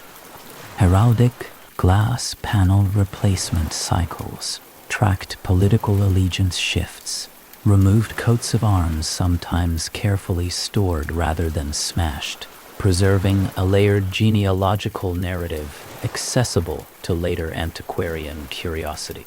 Appliance of tar-based sealants on exposed timber hoarding remnants, lengthened intervals between replacement in damp coastal fog regimes. Periodic reapplication every few years integrated into broader exterior coating schedule alongside whitewash renewals. Structural consolidation campaigns. Inserted grout liquid lime suspension into voided cores of earlier poorly compacted sections, gravity-fed through temporary funnel pots placed over drilled apertures. Environmental recording in marginal climates began incorporating simple rain gauges, graduated rods in collecting barrels. At steward's direction to statistically relate maintenance intervals to precipitation variability, early data awareness shaping resource rodent tightening in grain rooms, eventually extended to stone sill plates with bronze sheathing to prevent gnaw ingress. Recognition that eliminating base entry decreased long-term patching of gnawed sac losses. Secondary glazing addition interior storm frames created thermal buffering pockets in elite chambers, improving comfort and reducing condensation drip that formerly streaked newly repainted wall seams, indirectly prolonging pictorial pigment vibrant. Sui generous local craft. Innovations like a regional copper alloy hinge form with integrated drip, lip, preventing rain capillary intrusion diffused slowly. Archive reorganization relocated parchment charters from damp mural recess to a purpose-built timber press with spaced shelves. Insertion of rosemary sprigs served both insect. Over time, the cumulative layering of mends, coatings, substitutions, narrow insertions, and geometric records transformed the once singular design intent into a palimpsest where main quiet continuity of caretaking breathes through worn stone. If the gentle tracing of how castles continued living through curated repair and adaptive change has widened your sense of their extended time, you may subscribe whenever restful curiosity returns. May your own thoughts now rest like freshly repointed joints under a calm overcast, settling into durable stillness for the night. Further outward now, the span of years diversifies across regions, materials, climates, and shifting martial technologies, each landscape composing its own temporal cadence. Fresh contrasts illuminate how long it took depended as much on geology, trade corridors, and economic pulse as on ambition. A low, wide quiet drapes itself over varied horizons. Castles of the limestone-rich Upper Normandy zone, exploiting soft, fine-grained cane stone, advanced wall dressing faster than hard quartzitic ridges elsewhere. Workable blocks could be sawn and chiseled to true arises. Rapid prestige building at Chateau Gaillard demonstrated compressed elite pacing. Principal and Saint and keep rose between 1196 and 1198, under contrastingly. Certain Iberian frontier fortresses along the Tagus line layered additions over half a century or more as territorial pressure ebbed and flowed. Intermittent truces redirected labor into dry, warm air seems to shimmer faintly. Baltic Ordensburgen, Teutonic Order brick convent castles, exploited standardized brick modules, allowing predictable vertical increments. Crews could lay multiple uniform courses per summer week.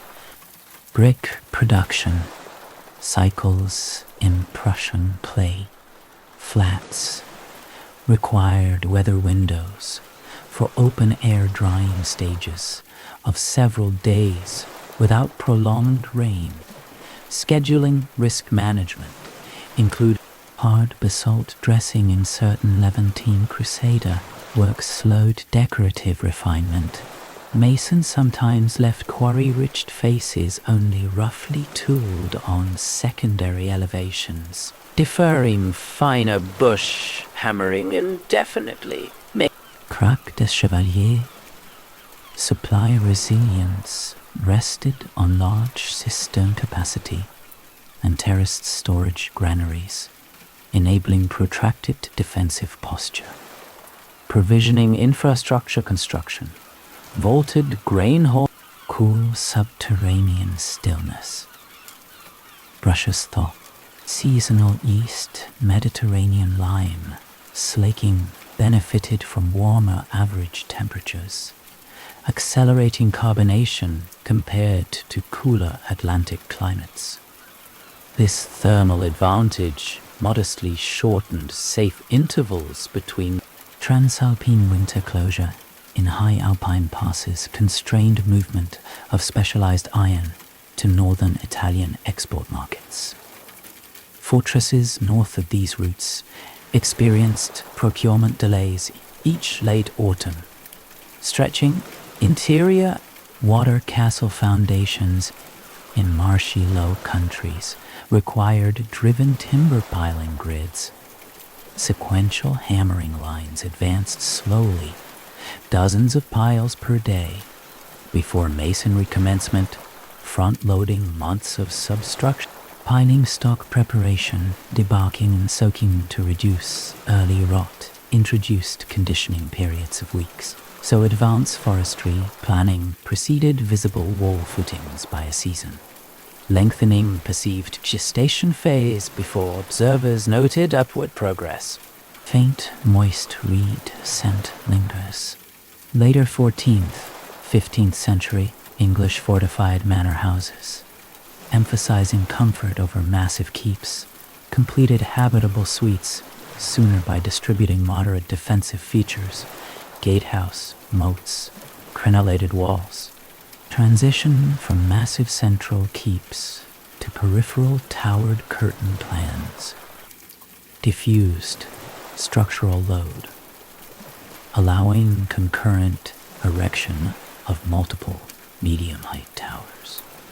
Parallelization, trim, gunpowder adaptation inserted low earthen-backed gun platforms along vulnerable angles. Bund construction with tamped clay and rubble fill could be achieved in a single campaigning season. A retrofitting pace far shorter than original stone wall raising. Italian trace innovation influences traveled northward gradually. Early adoption experiments added angular bulwark projections to older rounded flanks, with each geometric recalculation embrasure placement, flank sightline, labor, cost share of total expenditure rose after demographic contractions, with wage proportion claims sometimes exceeding half of active season budgets. Shifting chronology limited. Inflation in late 15th century, bullion-tight cycles encouraged substitution of local timber hoardings, retained longer before masonry matriculation replacement, deferring capital-intensive stone corbel core. Regional variance in average wall thickness responded to artillery threat. Certain Burgundian late medieval curtains thickened beyond earlier norms, adding interior earth packing that required it. Moisture-laden Atlantic gales produced more frequent maintenance interruptions on Irish coastal sites than inland continental climates. Rain accounts reallocated stone dressing to covered sheds, lengthening exposed face finishing relative to Central European drear. Use of soft tufa in some German Rhineland towers permitted quicker volumetric assembly, but increased later replacement cycles due to accelerated surface erosion, effectively shortening initial calendar while extending long-tail maintenance. Supply chain, maritime. Convoys transporting carved decorative stone across the channel faced narrow spring and early autumn optimal weather corridors. Missed departures imposed multi-clay tile roofing adoption in southern regions, reduced dependence on slower lead procurement, enabling earlier internal dryness. Tile kiln proximity sometimes cut months from interior plaster commencement compared to lead-dependent northern builds. Teutonic Order's compartmental modular planning allowed partial consecration of chapel bays ahead of full perimeter completion, decoupling liturgical function activation from defensive saturation, altering perceived timeline of operational readiness. Mortise layout for large Baltic timber roof, trusses utilized, scribed full-scale floor, lofting on smooth clay platforms, front-loading precision planning before raising day, compressing, measured scratch of marking tools faintly heard, Slavic frontier, timber-earth hybrid, fortifications, growth structures, erected rapidly across a matter of weeks with log palisades and earthen ramparts, yet successive annual rebuilds due to material brick bond pattern selection, English bond versus Flemish, in Low Countries, affected daily progress. Alternating stretcher header patterns consumed more time for alignment than pure stretcher-heavy stacking. Variable taxation regimes shape pacing disparity, regions enjoying prolonged tax immunities. Temporary exemptions granted as colonization incentives could reinvest saved levies into winter ice on northern rivers, temporarily facilitated sled transport of heavy millstones, or cannon to fortified complexes, paradoxically accelerating certain material deliveries compared to muddy thaw periods when wheeled passage bog. Desert castles in arid Levantine zones demanded early cistern prioritization. Rainwater harvesting infrastructure took precedence before comprehensive wall elevation. So, initial project months disproportionately focused on subterranean high-altitude hilltop fortresses contended with shortened masonry seasons. Freeze-thaw risk curtailed line setting, compressing productive calendrical slices and causing multi-year expansions to accumulate a greater number of local artisan guild statutes in some Italian communes regulated outside master masons' hiring, occasionally slowing assembly when required registration or entry fees, delayed specialist arrival until bureaucratic compliance complete. Timber scarcity in deforested regions encouraged reuse cycles, dismantled scaffolds, rehung in successive tower stages with careful joint maintenance, adding incremental inspection tasks that slightly elongated vertical schedule. Frontier garrisons' fluctuating headcounts caused interior fit-out pacing to oscillate. Barrack partitioning proceeded swiftly during garrison expansions, then stalled during manpower withdrawals when immediate defensive readiness no longer pressed urgency for additional housing bays. Ceramic pipe drainage retrofits in waterlogged courtyards introduced staged trenching, a temporarily constrained wheelbarrow circulation, elongating finishing periods for paving replacement while reducing future rain pooling. Delays a trade-off between short-term obstruction, faint, damp, earthen scent, rises, then recedes. Shifting noble taste toward display gardens and tilting yards diverted labor from pure militarization. Landscaped earth-moving, orchard planting, and leveled lists consumed seasons, extending final martial completion yet enhancing social heraldic program elaboration using stained glass cycles often lagged structural completion by decades. Artisan workshop availability and pigment procurement from distant lines, like alpine copper sources for green, introduced elongated administrative centralization inside some late castles, inserted record rooms and audience chambers, requiring fine joinery, parchment presses, and secure cabinet installation.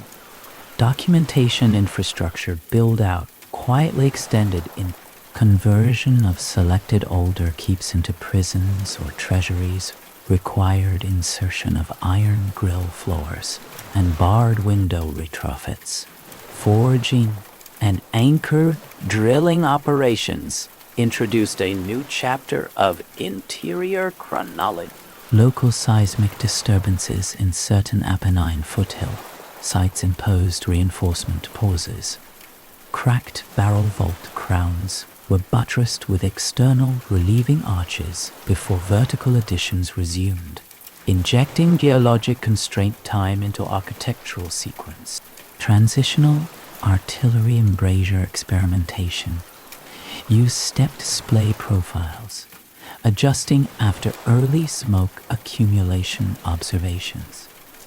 Iterative cutting and widening consumed additive weeks as evidence-based refinements, insurance-like pooling arrangements in some merchant republic contexts, where contributing elite families funded sections in exchange for symbolic spatial claims, created asynchronous completion, differentially endowed segments advancing at end of period.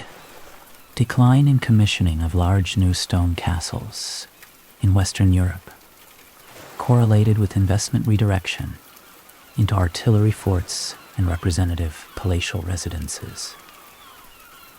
Labor networks pivoted, leaving archaeological stratigraphy today detects pacing signatures, mortar layer micromorphology indicating winter halts, differential lichen colonization gradients, marking decades between adjacent retrofits, and modern dendrochronology on retained beam cores back calculates felling seasons, confirming clustered timber acquisition, years corresponding to documented intense campaign phases, and identifying unrecorded hiatus intervals between structural leaks. Remote quarries, isotopic signatures in stone carbonate content, enable tracing of delayed shipments, distinct chemical banding appearing only above certain coarse heights, corroborating documentary notations of supply interruption. Mid-trajectory, quiet, analytical clarity.